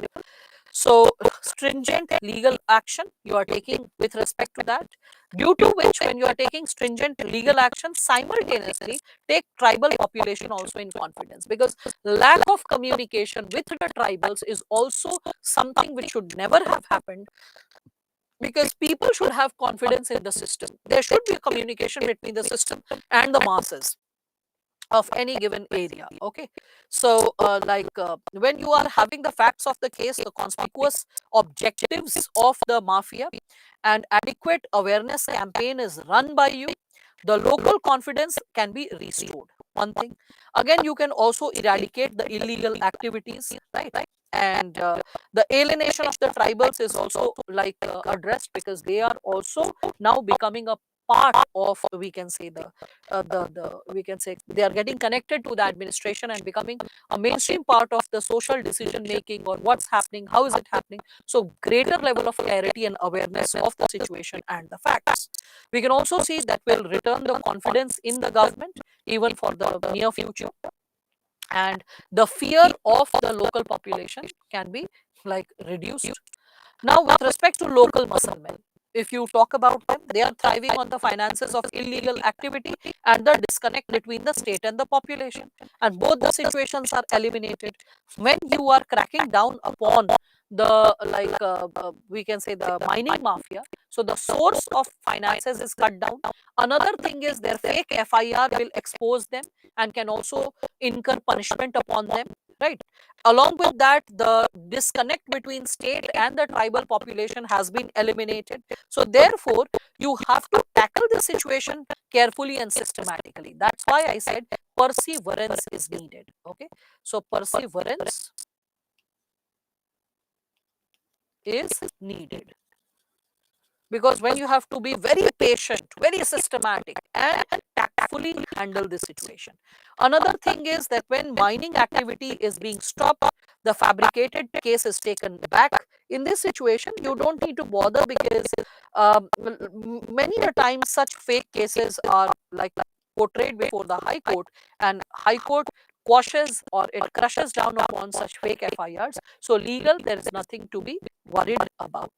Further, I have said that when elections are coming, so the government may try to intervene in this given situation, playing in the hands of the opposition. So in this situation, you don't need to worry, because if the facts of the case are in your favor, people are in your favor, the FIR has quashed down. So it is just a matter of time that you can see that the possibility pertaining to like opposition shall also like fade to exist. So ethical issue is how a person can remain motivated and committed in such a situation.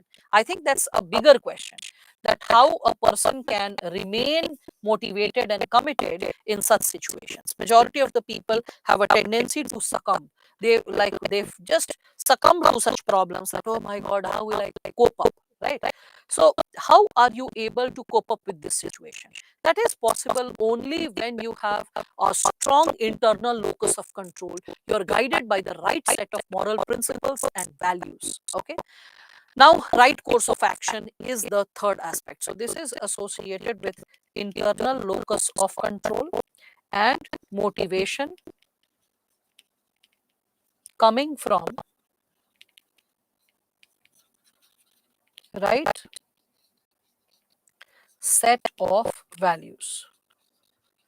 Motivation coming from right set of values. Now further, as we are reflecting upon this, so a strong case should be built against the illegal activities of the mafia, right? Then we can also see the scope of investigation. When we are talking about the scope of investigation, that should be wide, right? Covering the, we can consider the local muscle men, as well as we can see the like government servants, right? And with the full cooperation of the investigation and the prosecuting agencies, the case can be further taken up quickly, because when there is full cooperation, the pursuance of the case will be quick. That will bring the facts of the case, and as the facts are brought to the center, the public opinion can be taken care of, the political cooperation even from the opposition can be taken care of. That's the facts of the case. Okay, further elaborate awareness campaigns are required to establish faith or trust between, we can say, the government and the masses. The government's policies associated with the masses, the tribal people, should also be we can consider addressed, because if the government's we can say standpoint is made aware to the masses, what all the government has been doing, that's also going to work upon the kind of effort that has been made for the people. So the people are not aware of the kind of intervention that is carried forward for them. So when there is faith or trust being established, the completion the complaint to SCST commission also gets addressed, or that also gets quashed. So addressed is a better word than quashed. Quashed means they refuse, that oh, the complaint is wrong. Another thing is, how about the complaint being taken back when you realize that the complaint is meaningless and probably probably it's not required. Okay, so you can just reflect upon that given possibility. So there has to be a faith building exercise. The relationship between the masses and the state should not be based on fear, it should be based on credibility, right? So that's also there. And for self motivation, when we are talking about that as a concern related to this case, so you have to adhere to truth, come what may, stick to truth. That's one value. Have confidence in the team that is standing for you. Have perseverance, because you need to have dedication and perseverance. Then only you can have a very strong footing in the case, in the face of such hurdles. Okay, that's why I said that the chapter of values is not merely a theoretical chapter, it is a state of mind, a state of mind that you need to develop as an officer, qualities that you need to develop as an officer. Okay, so and the insecurity that that is arising out of meddling of the politicians, you need to stick to the truth and confidence in your team. Things will be taken care of accordingly with the passage of time. So you will uphold. Now this is the conclusion. So what is the conclusion? Conclusion is based on the broader values, the broader values. What are the values that you upheld? So constitutional value, legal value, and your moral responsibility to uphold the constitutional and legal value. Again, the values you upheld was courage, because you need a lot of courage to handle such a situation. Integrity, that is giving you inner fire to constantly remain an upright, honest officer, follow the path of truth. Okay, conviction, to follow that path with perseverance, with dedication. So then only it will become a win-win situation for all. How win-win situation for all? The local people are able to understand what the government is doing, the government able to reach out to the local people, and you as an officer, okay, by enhancing the, like we can say, the systemic ethos, the confidence of the people in democracy, in the state institutions, and also improving upon your personal competence as an officer. You will be more competent and fierce for the future, preparing yourself as a better officer for future, for handling many such tricky situations further, going fearlessly. All right. So looking into the objectivity of the given case. All right. I hope you all are able to connect with this given situation. Now see the parallel. See the parallel of this case that has been discussed right now with all of you in last 15-20 minutes, how it is quite similar to 2021 case asked by UPSC, which you have to solve. That's the fourth question. I'm not going to give you the answer, because all the broader reflections pertaining to that answer has been given here. So you will be reading this content and trying to solve the next question. That's your homework which you will try to do. So see this 2021 case study.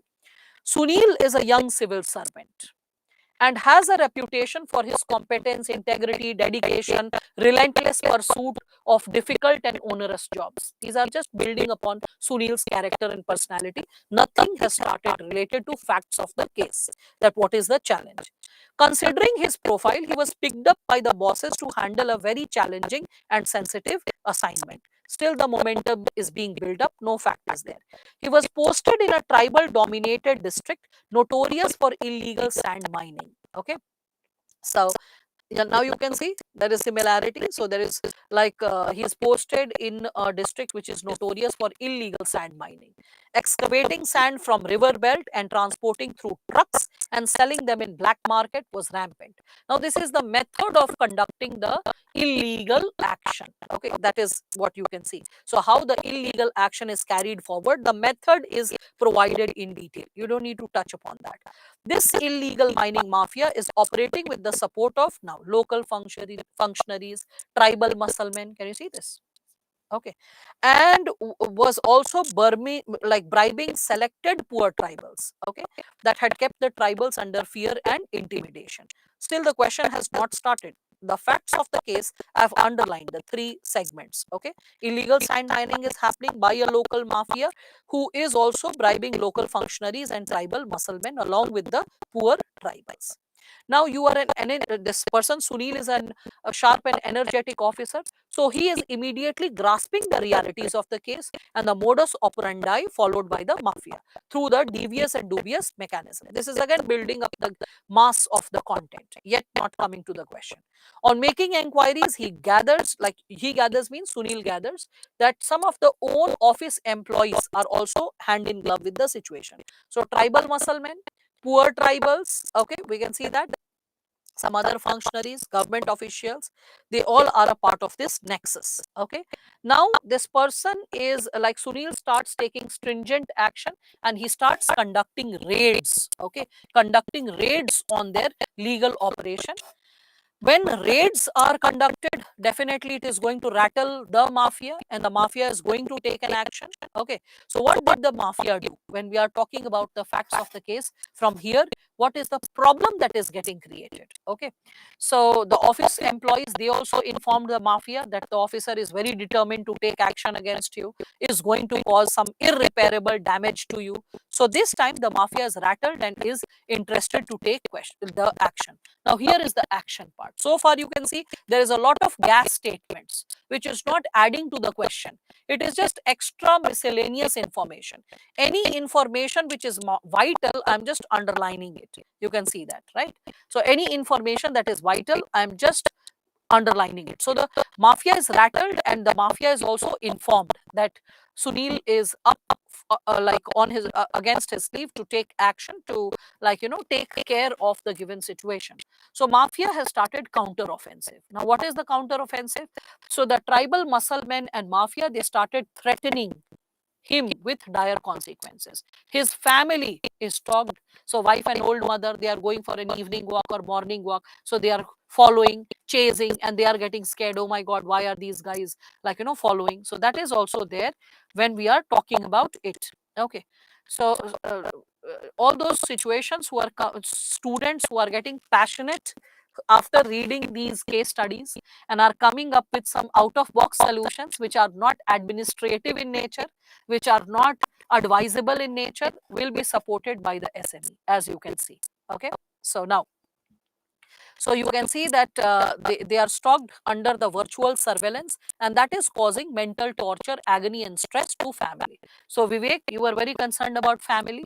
So I'm just hyphenating. Here is the issue of family that is coming in concern. All right, Vivek, you can see that. Now, so Swarufuddin, last bit of like muscle that you need to exercise, mental muscle. Now, with respect to this, when we are talking about it, we can see that this matter assumes serious proposition. When the muscle man comes to the office of Sunil and threatens him to stop the raids, otherwise the fate will be different. And this time threatening him with life. Why? Because 10 years back, an officer was also killed by the mafia. So now the examiner is giving you the question. Identify the different options available. Okay. Critically evaluate each option and which is the most appropriate option. 250 words. Right. So do you need to write the facts of the case? Well, not really. Maybe in introduction, you can give like in 15 words, you can talk about facts of the case. Through facts of the case, you will be hyphenating the challenges which are involved in the situation.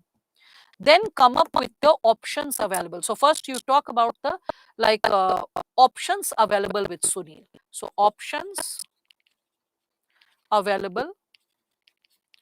Suppose you are coming up with 3 options, okay? So that is going to take up at least 50 to 60 words. See, if this becomes 50 to 20 words also, it's okay. So 50 to 60 words at least, because 3 sentences is what you would write. Then comes evaluating each option. So evaluation of each option. So like let's say option A with merits, demerits, option B with merits, demerits, and option we can say C can be merits and demerits.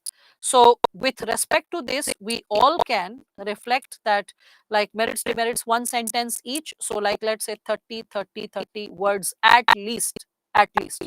So you are already exhausted. You have already exhausted the given possibility of around 170, 180 words. Okay. Then finally, you talk about the choice made. Okay, so choice made by Sunil, most appropriate choice that should be made. So that is going to take at least 40 words. 40 words on a high side, 50 word bhi chalega. So 40 to 50 words. And then finally, so I hope all of you are following this up. Last but not the least, the conclusion. Under the component of conclusion, what are the values that are upheld by Sunil? And this should take another, we can say, 20 words. That's how you break open the answer. So first and foremost, you recall the content. I am not giving the content because previously almost I have discussed. So recall the content. After recalling the content, you can open your civil services values material also, but you can reflect upon the values which I have chosen in the previous case. Try to reflect if the values can be carried forward even in this case. Okay. So, and after recalling the content, reflecting upon the content, writing tentative solutions for the content, follow this order in terms of breaking the question into different subparts and justifying the word limit, because majority of the students, they don't know how to justify the word limit. They write as per their ease. Whatever is coming first to my mind, I will keep writing. No, you should always break up the word limit in any of the papers, GS paper 1, 2, 3, 4. You should always mentally design the question that how many words should be allocated to which area. Got it? That is something which brings in balance in your expression and keeps the answer rich with all potential areas that should be discussed in the answer. All right. So I hope all of you are able to connect that the case studies that I discussed with all of you. So first and foremost, I started with this one, the PWD officer, the case study associated with him, and it was an open-ended question, what should be done or what would be done. Then I opened the component of IT sector, whereby the issue of gender discrimination was incorporated. Further, I took up the component associated with this tribal dominated district, which is experiencing the problem of, we can say, the mafia issue. And then further, I connected it with the, like, we can say, the question which is associated with the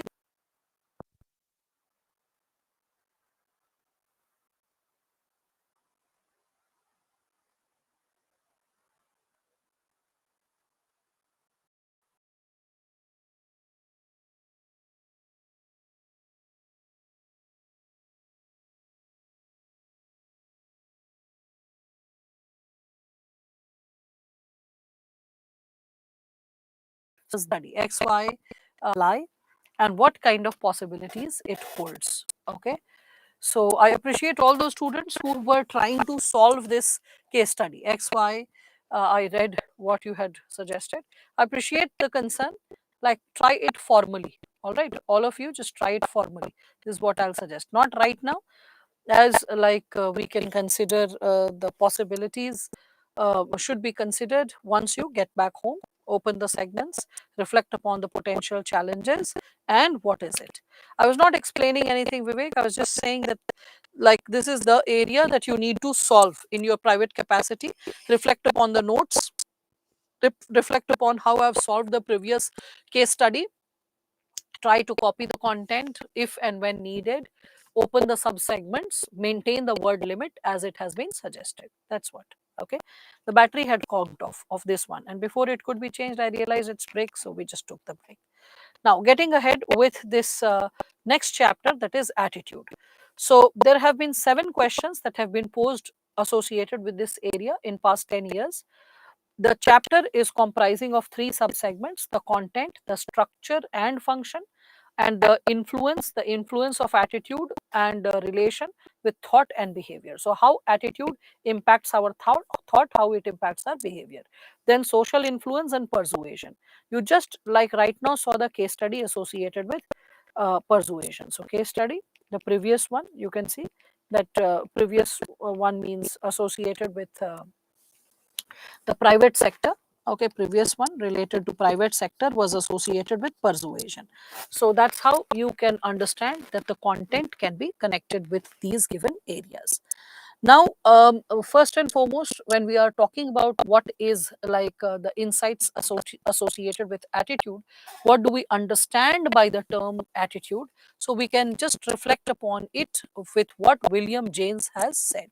So William James, he suggests that attitude is the greatest discovery of our generation. That when we are talking about it, it is what, so, the greatest discovery of our generation is that human beings can alter their lives. They can change their lives by changing the attitudes of their mind, their perceptions. So, what is an attitude? When we are speaking of it, that it can change our lives. So, attitudes are our preferences. Their tendency to respond favorably or unfavorably, pertaining to likes, dislikes. When these likes are repeated multiple times, they shape our mindset, our inclination, our thought. Okay. So it is not your attitude and not aptitude which decides your altitude. It is your aptitude, not altitude. In fact, it is both. I have shared that, Abhishek, with you, that if you have the right set of aptitude, if you have the skill sets, if you have the innate tendency plus the right attitude to make a change towards the right direction, both clubbed together determines the altitude as well. Now, so when we are talking about defining attitude,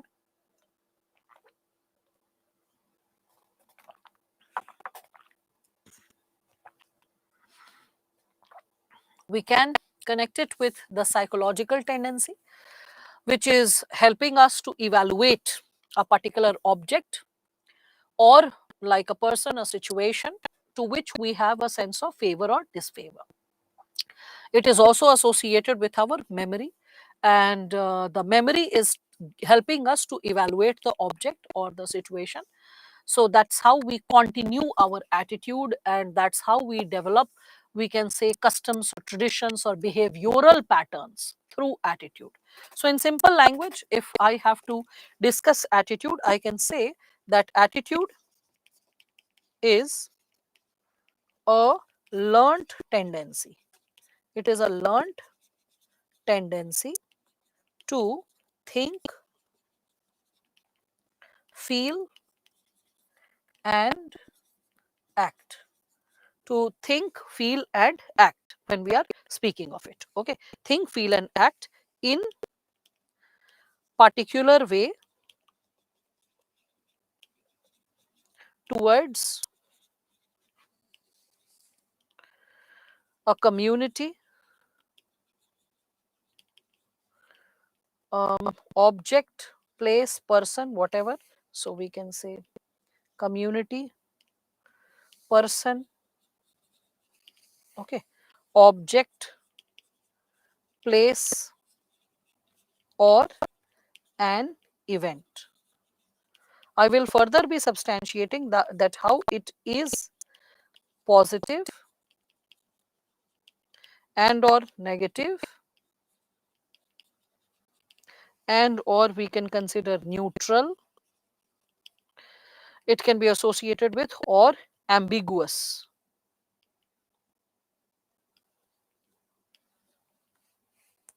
Ambiguous. I'll be explaining all this. Okay. So have patience. Evaluation of stimuli. Of stimuli present in the environment.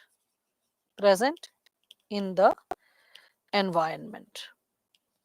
To substantiate the same, I can also quote like Mahabharata, whereby it says that dharma is not just code of conduct, it is an attitude towards life. Okay. So when we are talking about attitude, it is an enduring positive or negative feeling about some person, object, or issue in simpler language. Okay. And when we evaluate our likes and dislikes, when we repeat it, that repetition creates a mindset.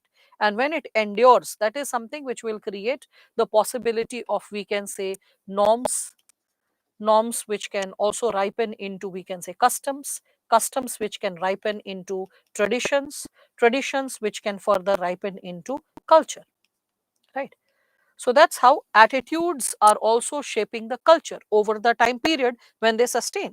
So that's why I'm quoting from Mahabharata that dharma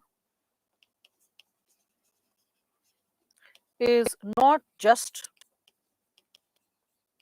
a code of conduct, it is an attitude towards life.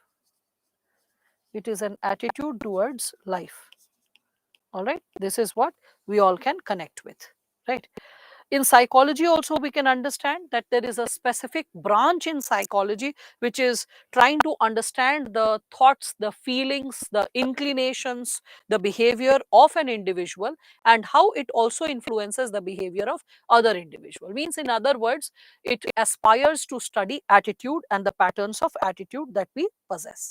So when we are also consulting about the term pertaining to the Oxford Dictionary, it defines that attitude is what? So it is a settled way of thinking. You have already created a sense of understanding related to something which is a like or dislike that you have already created in an established manner. So it is a settled way of thinking. So the Cambridge Dictionary, it is defining it as a feeling or an opinion about something or someone, the way you are behaving towards that something or that someone when we are talking about it. We can also understand that it is still difficult, okay, to arrive at a single widely accepted definition of attitude because of the simple reason that attitudes are abstract constructs. It's not a clear, distinct, determinate construct if you are like reflecting upon the same. So when we are discussing about attitude, it is shaping people's perception, the social and physical world in which people live, right? So our attitudes chooses like the possibility of friendship, what kind of people we will befriend, what kind of people we will develop a sense of animosity towards. So befriending, animosity, all of it can be considered. It is also going to determine what kind of people we will hire, okay, what kind of people we will hire in this given situation when we are talking about such a scenario. Yes, our attitude is a window to the world when we are speaking of it.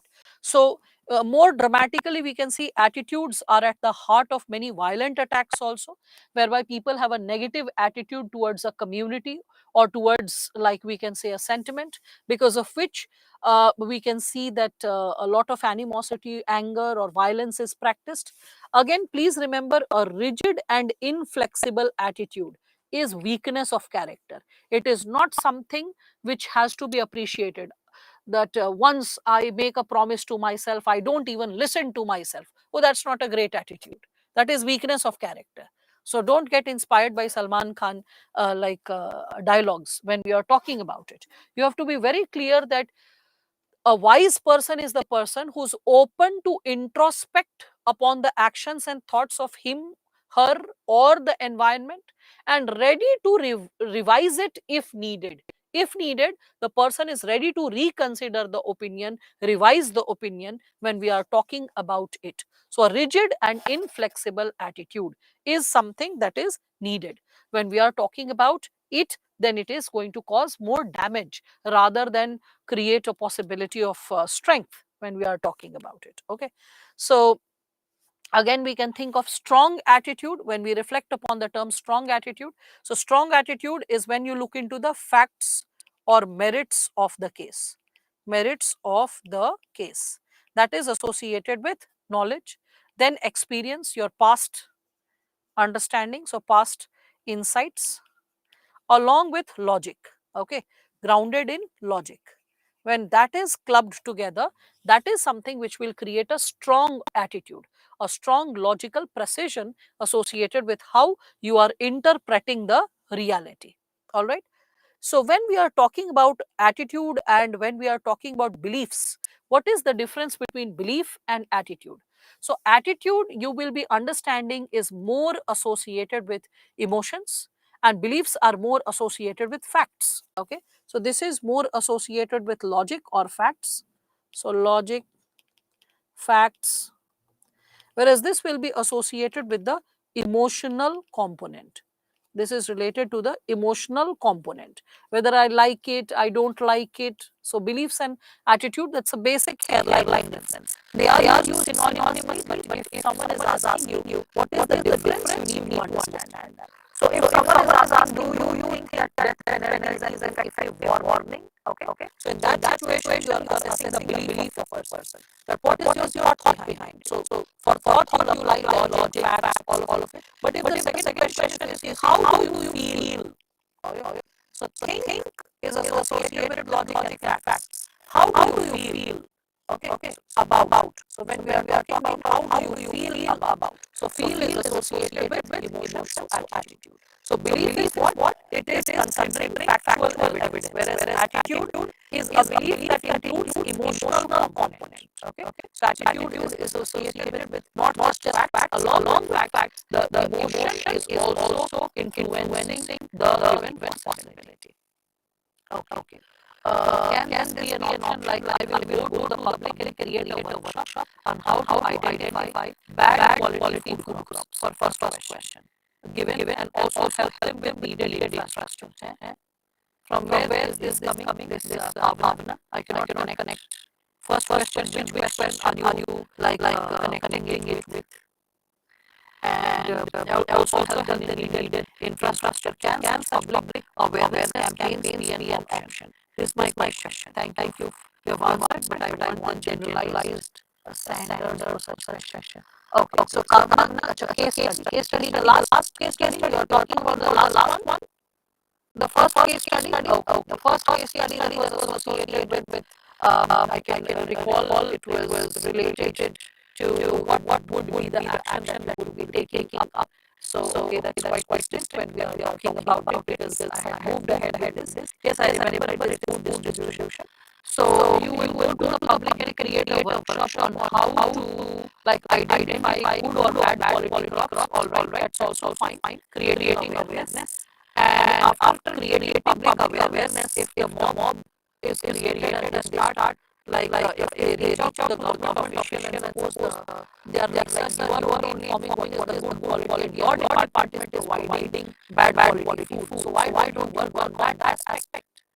And suppose any mob lynching happens to you, or suppose the bad quality food, they say that yes, we have reported we are the farmers, we grow the grains, so we know what is good quality and bad quality. We are urban born and brought up like children who have never seen grains and the plants associated with grains. And I've seen children, and I talking about myself, I've seen children who are unable to distinguish tuar dal with chana. They are like, oh, it is just the same.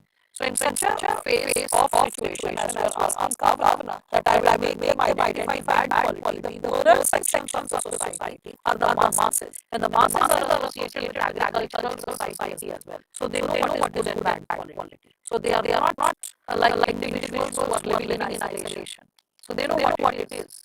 So the moment you are going to empower them and raise a growth from that, their side, discontent and complaint from that side. So the discontent and complaint is again coming back to your department. So that's not eliminating the root cause. That is like meandering the issue and creating more like a stressful situation or a conflicting situation between the department and the masses. So when you are aware of a problem, just get into the root cause of the problem. All right, Kavna? I hope that's clear. So don't beat around.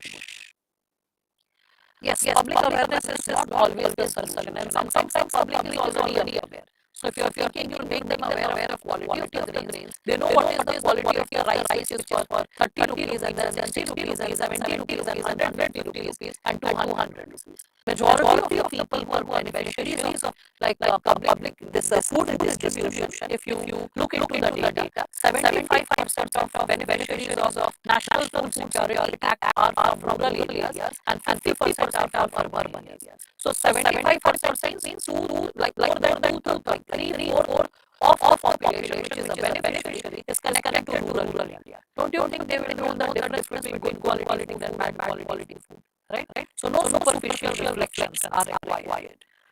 Please explain the definition of attitude given by Oxford University. I'll do the same, but Harshita, it is expected that please be present and alert at all times.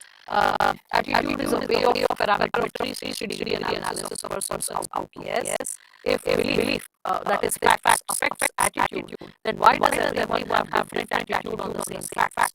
Because personal likes and dislikes are also incorporated, Ravi.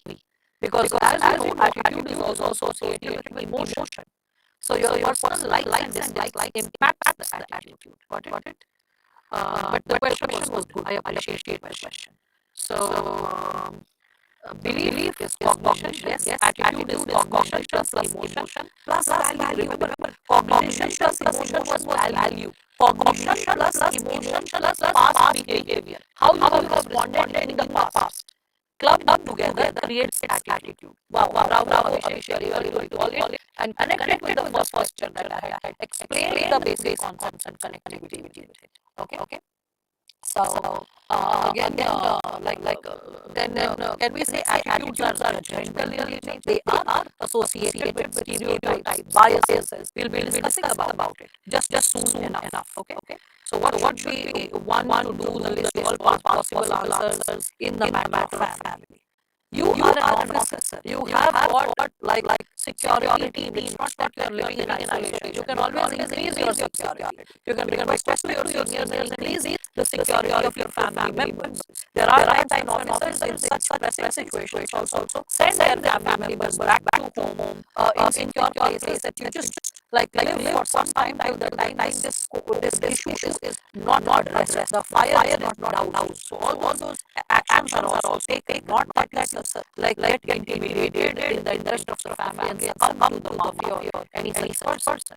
80% of the beneficiaries are among total sales they are in the market due to low quality of life. They are much aware what to eat and what not to sell. Yes, so very true. Why many bureaucrat attitude is missing despite taking good training? Because value is not nourished. Because their families, their education institutions, their teachers, their professors, their friends fail to instill the right value. Fancy consumerism, we can say easy life is something which charms people very easily. It is like, I still remember just a month back, I was taking a workshop and I started the component and social issues at one of the places offline. So when I was discussing about this given situation, that who's your inspiration, and as I was discussing about the value system that should inspire a future citizen, my child said that ma'am, I am inspired by, what was that fellow's name? Shark Tank, that fellow who quit was earlier a part of it, and then they left. Where's the last is? If you can recall, yes, Ashmi, not Ashmi. Okay, so Ashmi Grover, yes. So that fell. So that RSA founder. So he was like, ma'am, he is my ideal, and I want to become like Ashmi Grover. And I said, this is not what services that you should prepare for. Because Ashmi Grover is a hardcore materialistic entrepreneurial. He is not committed to serve the people. First primary insight is to create a business and make as much money as possible. To create as many ventures and possibilities as possible. So his take to life is hardcore materialistic. It's not bureaucratic. So probably you are not preparing for the right exam, and probably your aptitude is not meeting the right skill sets.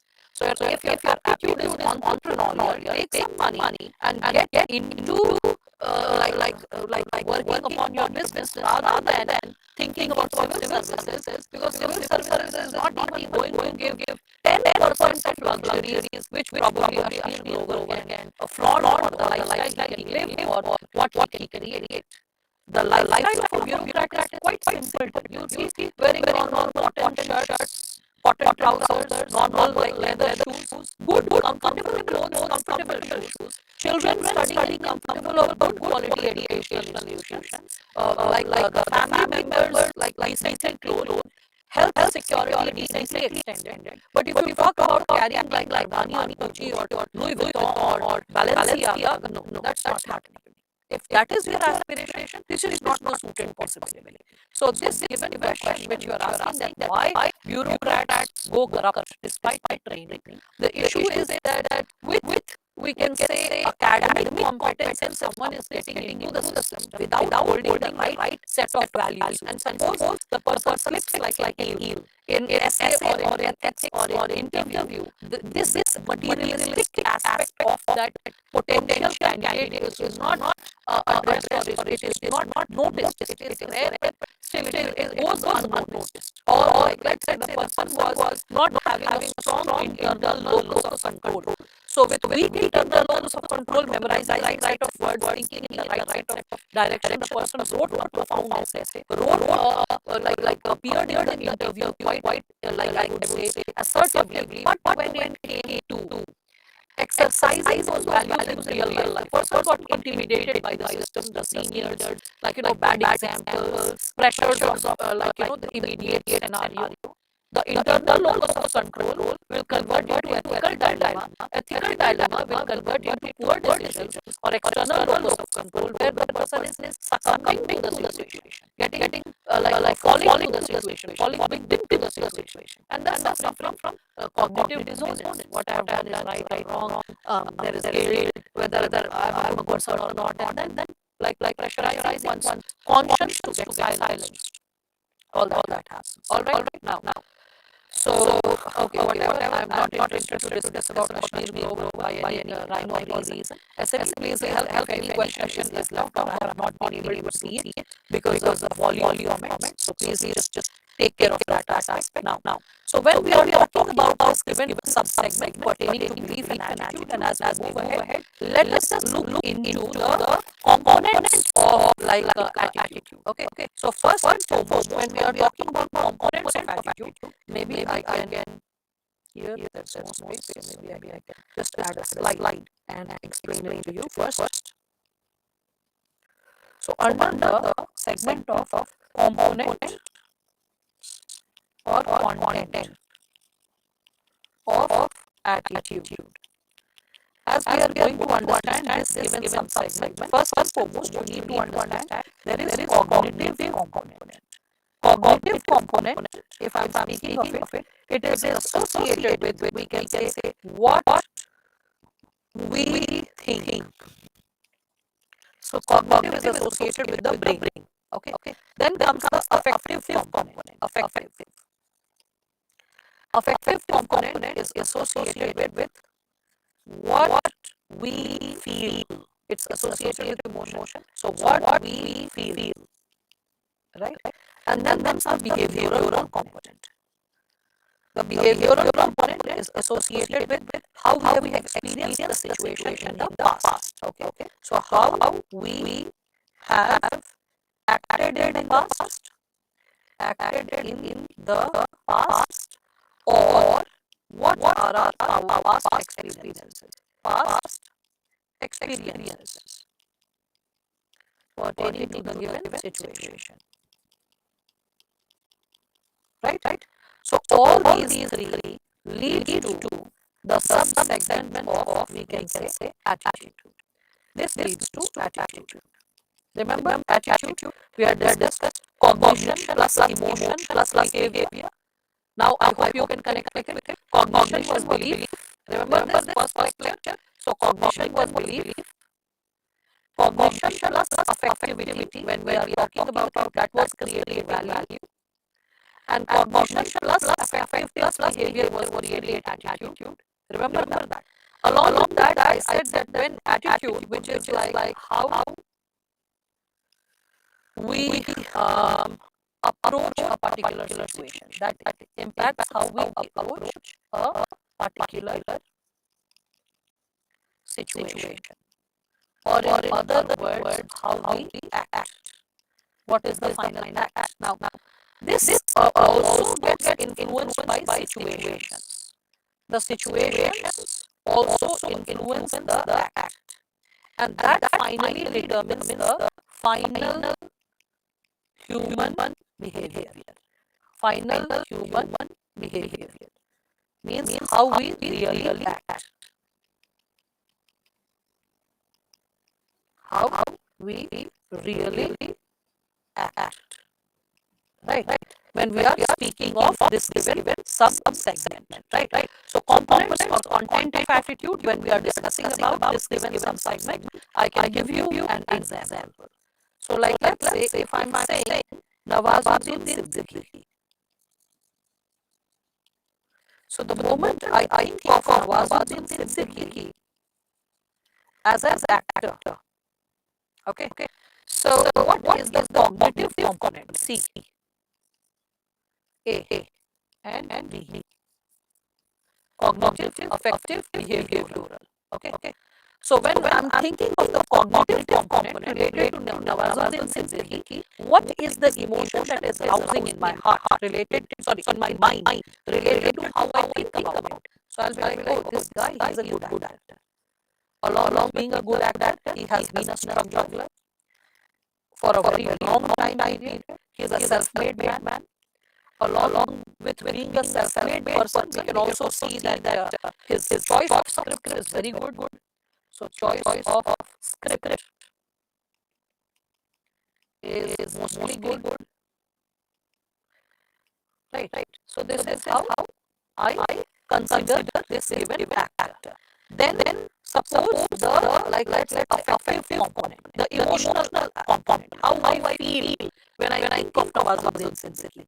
So how I feel, so I feel happy thinking about him because my past experience related to watching his movie has been great. Okay, so that's why when I'm talking about how I feel positive about him. I feel positive. I have like positive impression. I like that person as an actor. So I like him as an actor. Okay. So there is a positive impression. There is a positive emotion. There is a sense of liking, right? Then comes the behavioral aspect. The behavioral aspect means how I have acted in the past. Okay. So in past situations, I have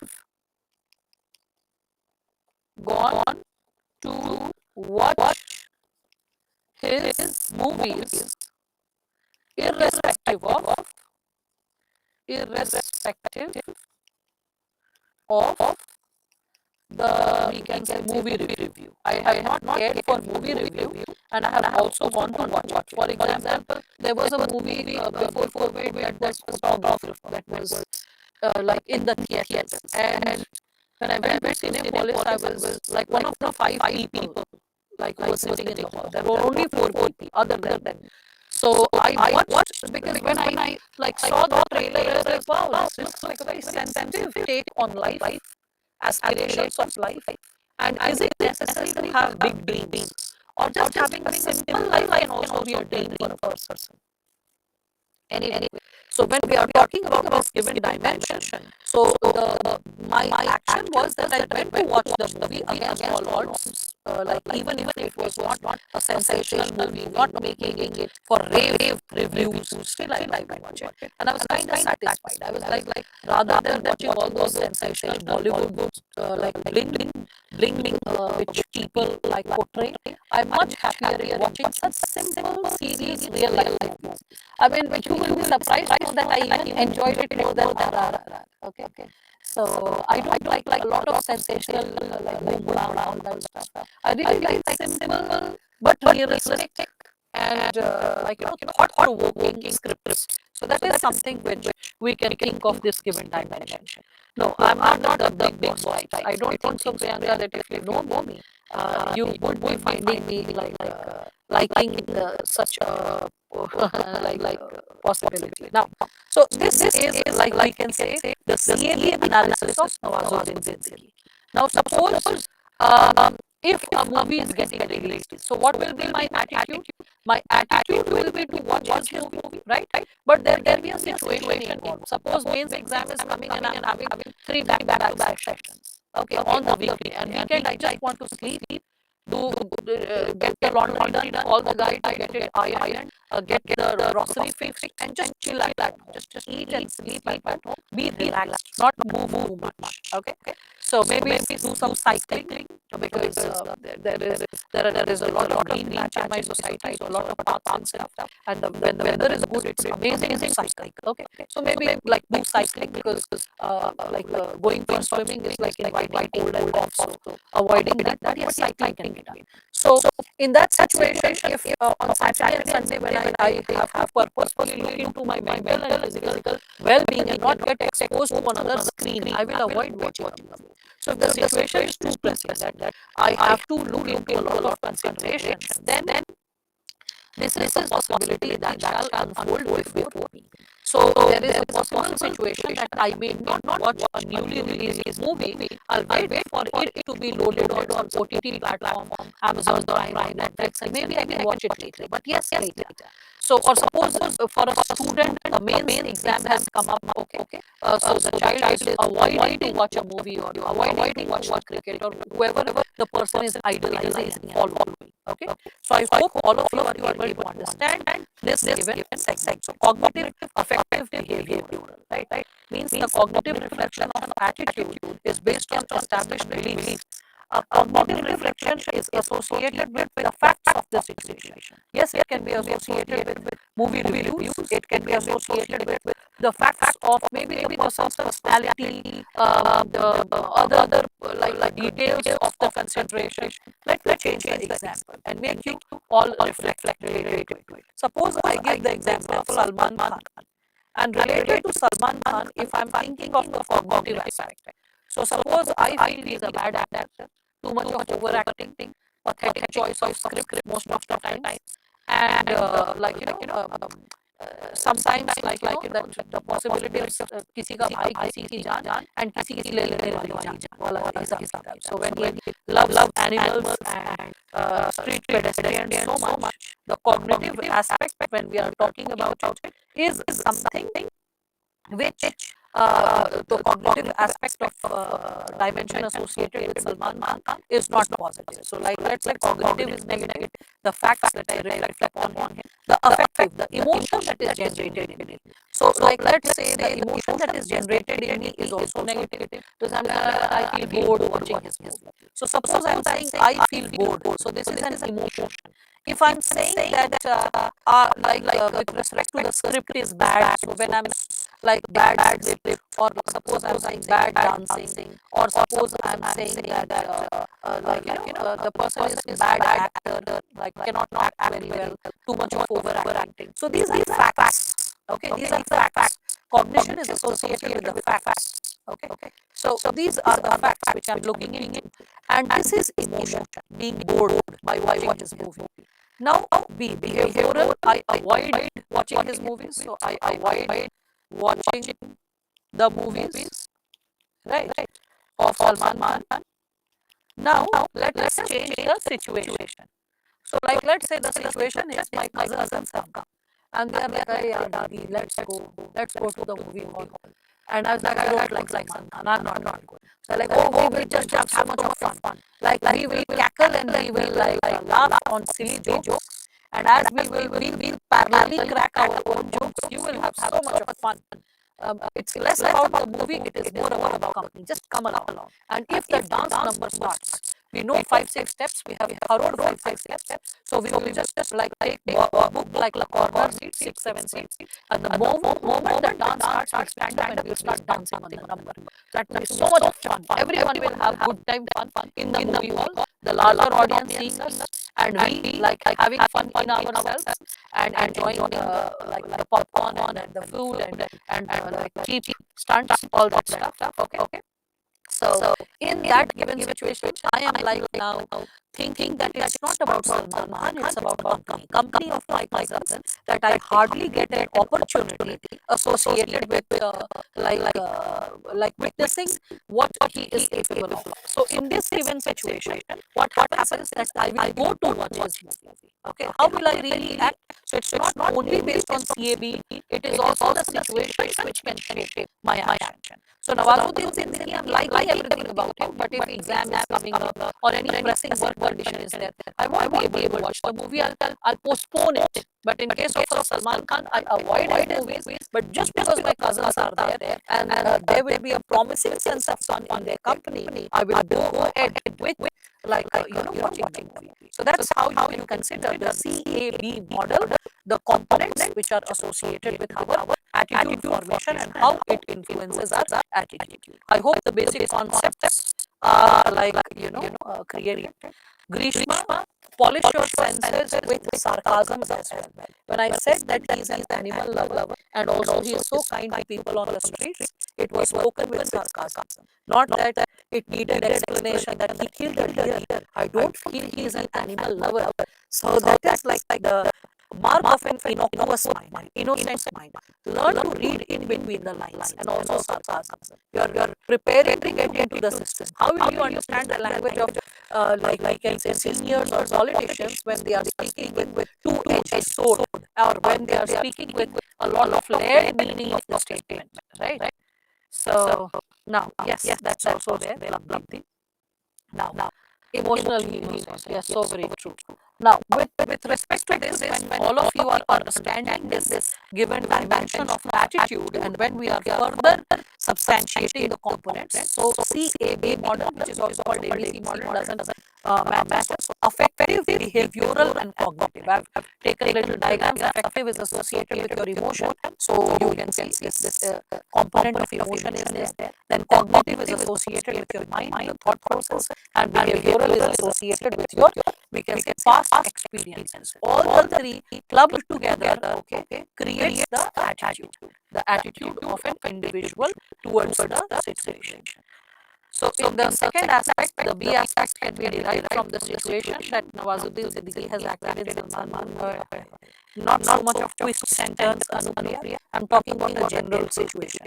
Not every movie that Nawazuddin has acted upon is in like we can say Salman Khan's movie, or Salman Khan's movie I'm attending because Nawazuddin is there. Nothing to do with Nawazuddin. Just because other situations are favorable for watching the movie, I'm going to watch the movie. Nothing to do with the actors per se. Got it? Fine. Now, let's get to the components or the cognitive component of attitude. This is cognitive component. Cognitive means the brain aspect. Okay. So let us start with the cognitive aspect when we are talking about it. So cognitive aspect is associated with our beliefs. Okay. It is associated with our beliefs, ideas, we can say thoughts, and all these segments, it builds our stereotypes. Okay. Stereotypes can come from cognitive aspect. What is stereotypes? They are overgeneralized beliefs, and overgeneralized beliefs can be dangerous in the formation of attitude. Overgeneralized belief is something which is associated with preconceived notions, and these preconceived notions we have inherited from our families many a times. Okay, like for example, I have given you this image of a bike. So like, let's say in a household, if like people are seeing that the parents are very rude to the domestic staff, very mean to the domestic staff. Don't sit here, don't talk like this, don't do this, don't eat this, don't touch this. A lot of restrictions are there, and she is just coming to earn a buck from her physical efforts. So when this woman is like hustling to clean the dishes, clean the house, cook the food, like prepare other segments. So in that situation, when a child is seeing the behavior of the parents towards a domestic staff being rude or caustic or insensitive or cruel, the child will develop that tendency to towards lower staff as the person grows up. Like suppose the person grows up and joins an office, and suppose the staff brings a glass of water, and the person is seeing that the glass does not seem to be very clean. There's a fair chance the person will call it, this is how you clean the glass? Are you mannerless? Don't you know how to present the situation? This is your job. What are you getting a salary for? Hopeless. Get this glass away and clean the glass and come. So this attitude is not something which is born only out of immediate scenario. It is something which is also a byproduct. It can be a byproduct of stereotypes. Okay, it can be a byproduct of stereotypes. So it's not necessary that just because you're upset with the given situation or upset in a moment, that is only influencing your attitude. Your attitude can also be influenced by the cognitive, we can say, perspectives which you have inherited from the past, the belief systems, the ideas that you have gained from the past when we are speaking of this given dimension, when we are reflecting upon the same. So, okay. So, well, Syed, I do remember you were there and you were quite attentive. Well, this is a basic conceptual building exercise which I'm dealing with. And once in a while incorporating 2022 questions also. That's the new thing. Maybe an example or two is also new because of the possibility that once in a while you can come up across out of box ideas or some immediate real life situation. Like I just quoted Jyoti Moria in one of the like explanations. So yeah, that's the only thing. Examples are afresh once in a while, and questions, the PYQs 2022 questions once in a while I'm incorporating. The rest basic concepts won't change as you are asking. Okay. And if the basic concepts are done, you can work on that aspect even privately. Now, with respect to this, when we are discussing about the dimension of stereotypes or preconceived notions, so to that you can consider that stereotype is what it is, a thought or belief that you have adopted about a certain individual or a particular group, and this thought may or may not. Okay, so this may or may not accurately reflect upon the reality. May or may not accurately reflect upon the reality as it is based on incomplete information, incomplete information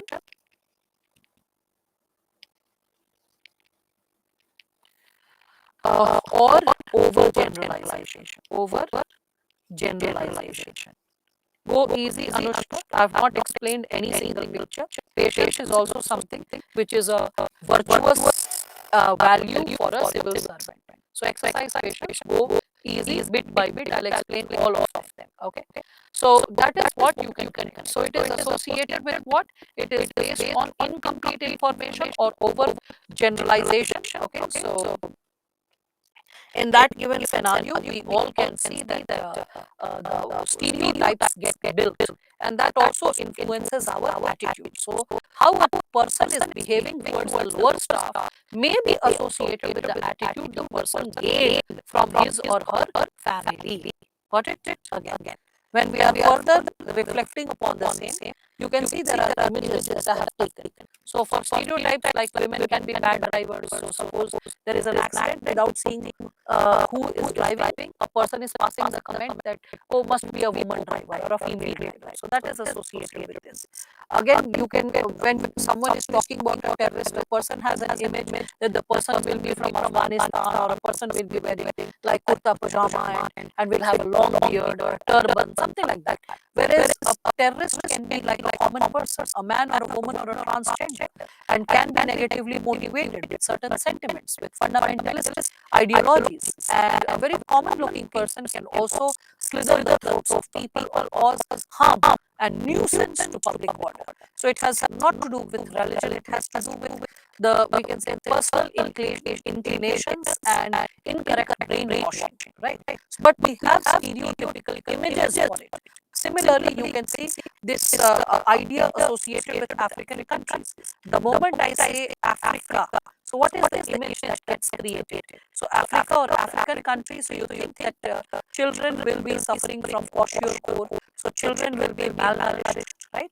You will like people have like a prejudice, sorry, a stereotypical image that there will be civil war like situation, there will be a weapons race, okay, weapons race, there will be poverty, yeah, and along with poverty there will be also drug abuse, okay, drug abuse. So that's the impression that you have about Africa. Whereas you will be surprised to know when I'm talking about the issue of poverty, the multidimensional poverty index, not the recent one. Okay, all the data that kept getting updated. In 2005 and 6, the third National Family Health Survey had come. At that time, when the third National Family Health Survey had come, they did not think that in future, when multidimensional poverty index will be created, it will take the NFHS in consideration for determining India's rank.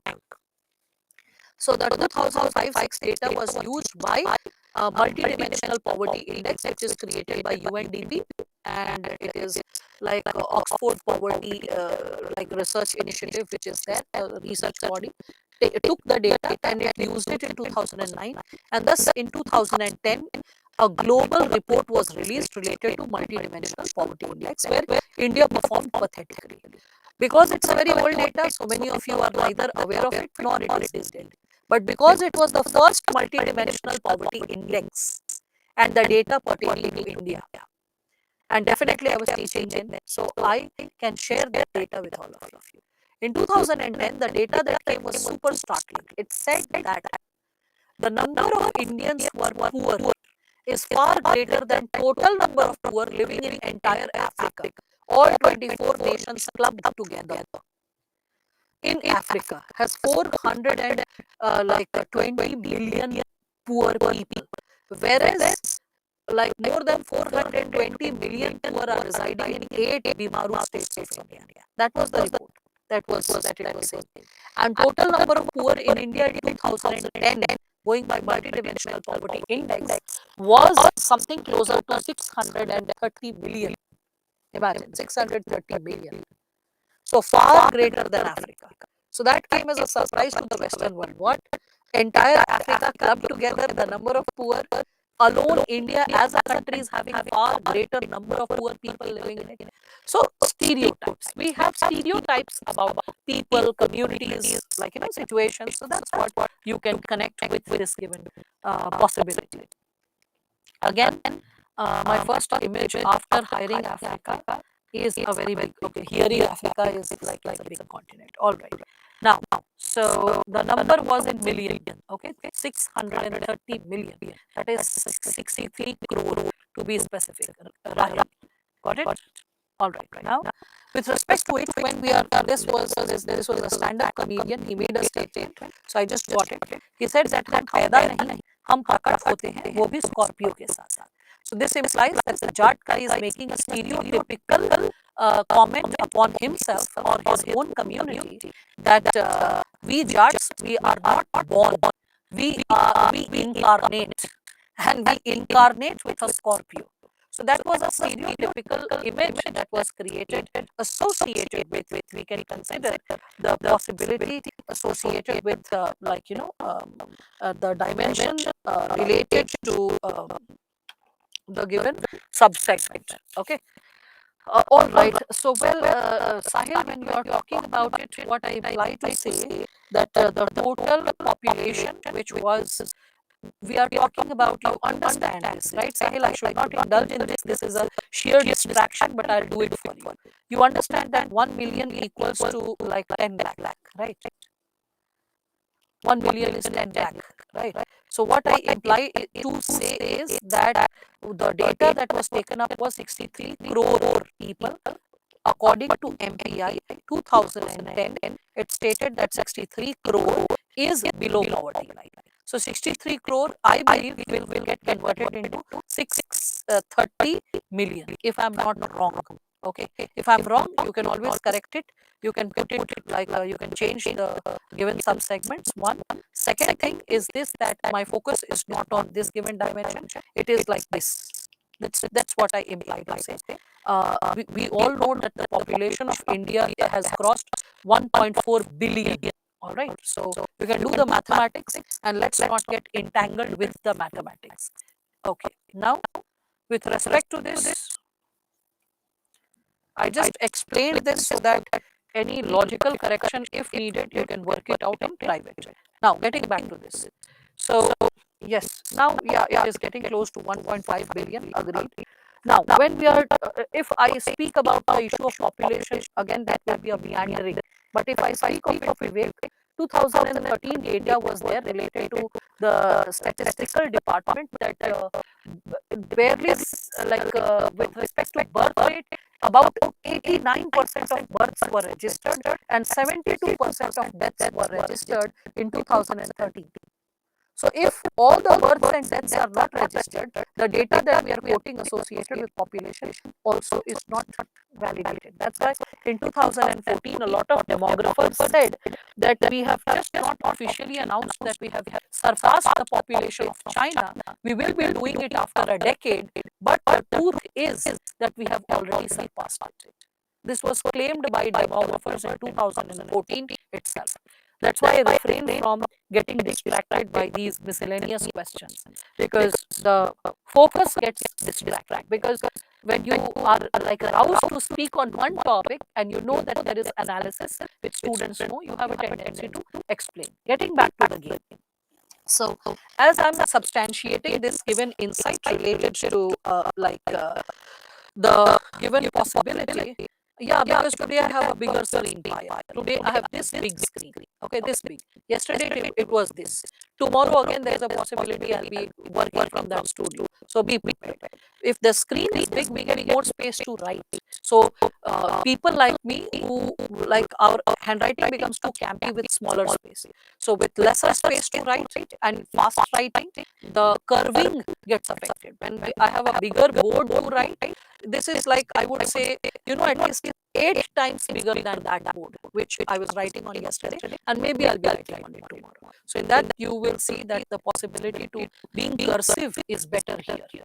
That's what. All right, now let's not focus again on a miscellaneous issue. Let us like focus on this given dimension. Okay, the dimension pertaining to the content, because my handwriting is not the core. The dimension is your adjustment labdhi and your civil services values and your content creation. If it is working fine for today, focus on today. Now, with respect to this, when we are talking about this given dimension, um, started with this is again associated with a personal crisis, Priyanka. Taking this up while teaching this topic will be incorrect. I'll try to address this issue formally through one of the subtopics. All right, now. So, with respect to this, when we are talking about stereotypes, so stereotypes are associated with SME. Please help me with all these queries now, because these queries are quite miscellaneous. They are not associated with the core chapter, and as I'm addressing it, I'm not able to carry it forward. Now, so when we are talking about this dimension, we can see that his comment is also motivated by stereotype image. Motivated by stereotype. Again, when we are discussing about the given subsegment associated with the Chota Bheem, this cartoon which is very popular amongst children. Notice this character, Chutki. If you notice Chutki, she was the fairest amongst all. She was the docile girl, not so adventure loving like Chota Bheem. She was the one preparing laddus, taking care of household chores, right? This, like when we think of the villain, that is Kalia, and Kalia, the villain was of dark skin. So was not this so-called like cartoon, which is having an outreach of more than 4 crore children in India, more than 4 crore children. So what kind of impact is it creating on 4 crore children or 4 crore plus children, that girls look cute when they are fair? They look good in kitchen when they are taking care of household chores, right? A Bheem, Chota Bheem is a macho guy, so guys look good when they are macho. The villain is Kalia and he is dark, so subtle forms of racism when we are talking about it. Yes, Indumati is also fair. And simultaneously, okay, so another villain Kichad is also dark. All right, Ashmi, I don't follow Chota Bheem. I saw the data associated with this cartoon, and I was like, oh God, it's so much loaded with stereotypes when we are talking about it. Similarly, there is one of the episodes which was associated with tribals, and tribals were showcased as doing Jingalala Hu and taking a person from the village, and they aspired to cook the person and eat. That means you are promoting this idea in the children that tribals are cannibals. And these stereotypes can be so damaging to the personality of a child as a child grows up. You can think of that. right? Again, when you are thinking about this given possibility, if the child comes across an IS officer or a bank manager or a teacher who is a tribal, the child will have a tendency to dismiss, this is not the tribal that I know. That's not tribal. Tribal is something else. These people are a part of the mainstream society. Way back they have been inducted. So the propositions we can understand will be affected. So the stereotypes are associated with impacting our cognitive component with overgeneralized beliefs, preconceived notions based on incomplete information, and like I can say biased outlook. Okay, then we can connect it with the second subcomponent, that is affective. So the affective component of attitude, the affective component of attitude can be connected with emotions. And when we are talking about emotions, then rather than stereotype, now you can see another word, prejudice. And here you learn the meaning of prejudice and how there is a hairline difference between stereotype and prejudice. Stereotype is based on incomplete facts. Prejudice is based on feelings, negative feelings. So in stereotype, there is incompletion of facts, insufficiency of facts. In prejudice, there is negative feelings along with stereotyped beliefs and tendency to discriminate against members associated with a, we can say, group.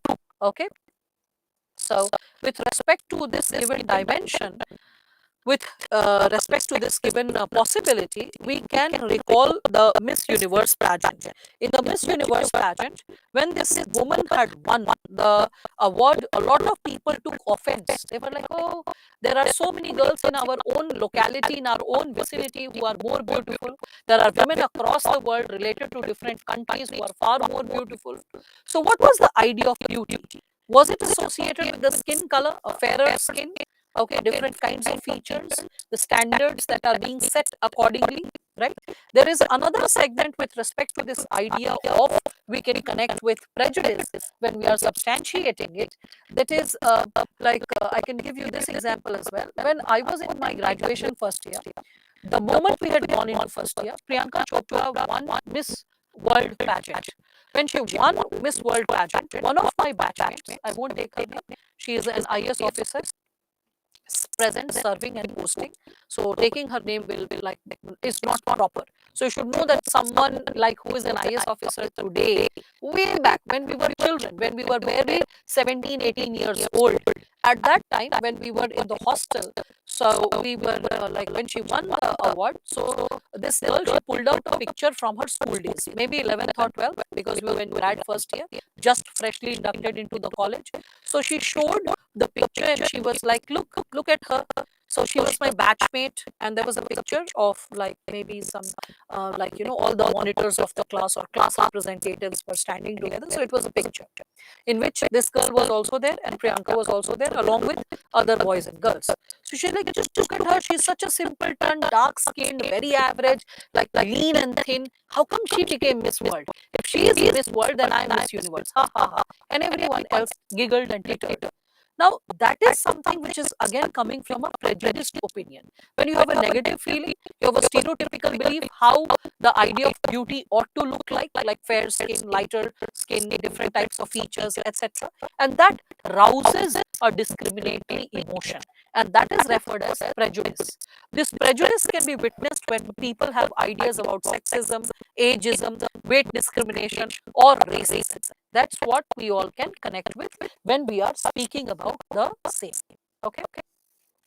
Again, as we are maturing or understanding this given possibility, we can also connect with the third component, that is the behavioral component. I told you behavioral component is coming from past experiences, right? So past experiences, how you have lived it. So like for example, if someone's grandparents or great grandparents have been a witness to partition, so they won't recall the hostility that has happened, like in Vijayanagar Empire. Also, if you read history, you will realize that the son had killed the father.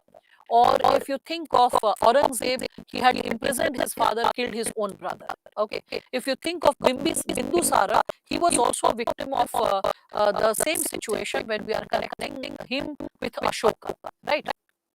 So you can see that hostility and aggression has been a part of history, but no one is going to like connect it like when we are talking about hostility between two communities. Here in specific case, like let us say hostility between Hindu and Muslim community prevailing in a family. So in that family, rather than recalling incidents from history or past, those families which have been victim of riot, victim of partition, they will be like, we have seen the hatred. We have experienced the hatred. Okay.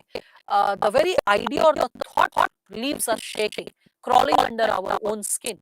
So, when we are talking about the possibility of past experience being bitter or negative, so bitter past experiences generate negative emotions. Negative emotions, they over the time period, they ripen into discrimination. When you discriminate with a community, you isolate yourself or dissociate yourself completely from that community. You do not care for that specific community at all, and you don't want to associate with that community. So that will lead to isolation or exclusion.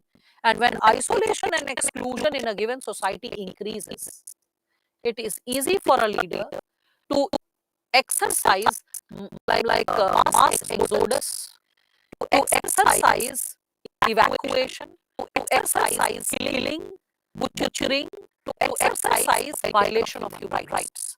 For example, Hitler, if you think of it. So past experience pertaining to Jews was negative. Jews were infamous in the European society as miserly people, exploiting others by taking a lot of interest. You can see that depicted in their pieces of literature as well. So you can see that with respect to, I can give you the example of Shakespeare. When you are reading Merchant of Venice, you will see that there is Shylock, who is a miserly Jew who has inflicted a punishment upon Antonio, that if he is unable to bring like if he is unable to pay off the debt that he has paid through his heart.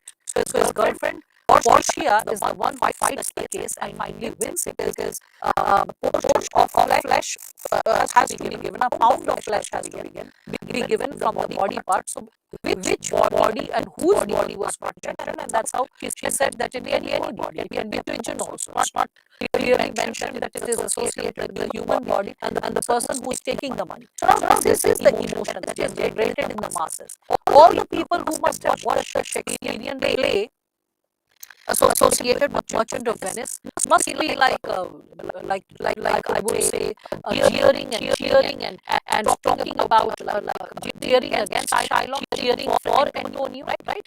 And like having a negative emotion towards the Jews. You see later, if I'm talking not about Shakespeare, later if I talk about Karl Marx, his parents were Jews, but his father converted because his business was suffering. His practice was also suffering. So he converted to Protestantism, and his mother did not convert instantly because her father was a rabbi, more like a, you can consider, Jewish priest. So she waited for some time. When her father died, sometime later, then she converted. So imagine the kind of pressure that was there in Europe, that was building up against Jews on the basis of past experience. People holding negative emotion, people having discriminatory feeling. Okay, and then bit by bit, people isolating themselves from Jews, not marrying, not eating with them, not celebrating with them, not talking with them, not treating them as a part of their own society.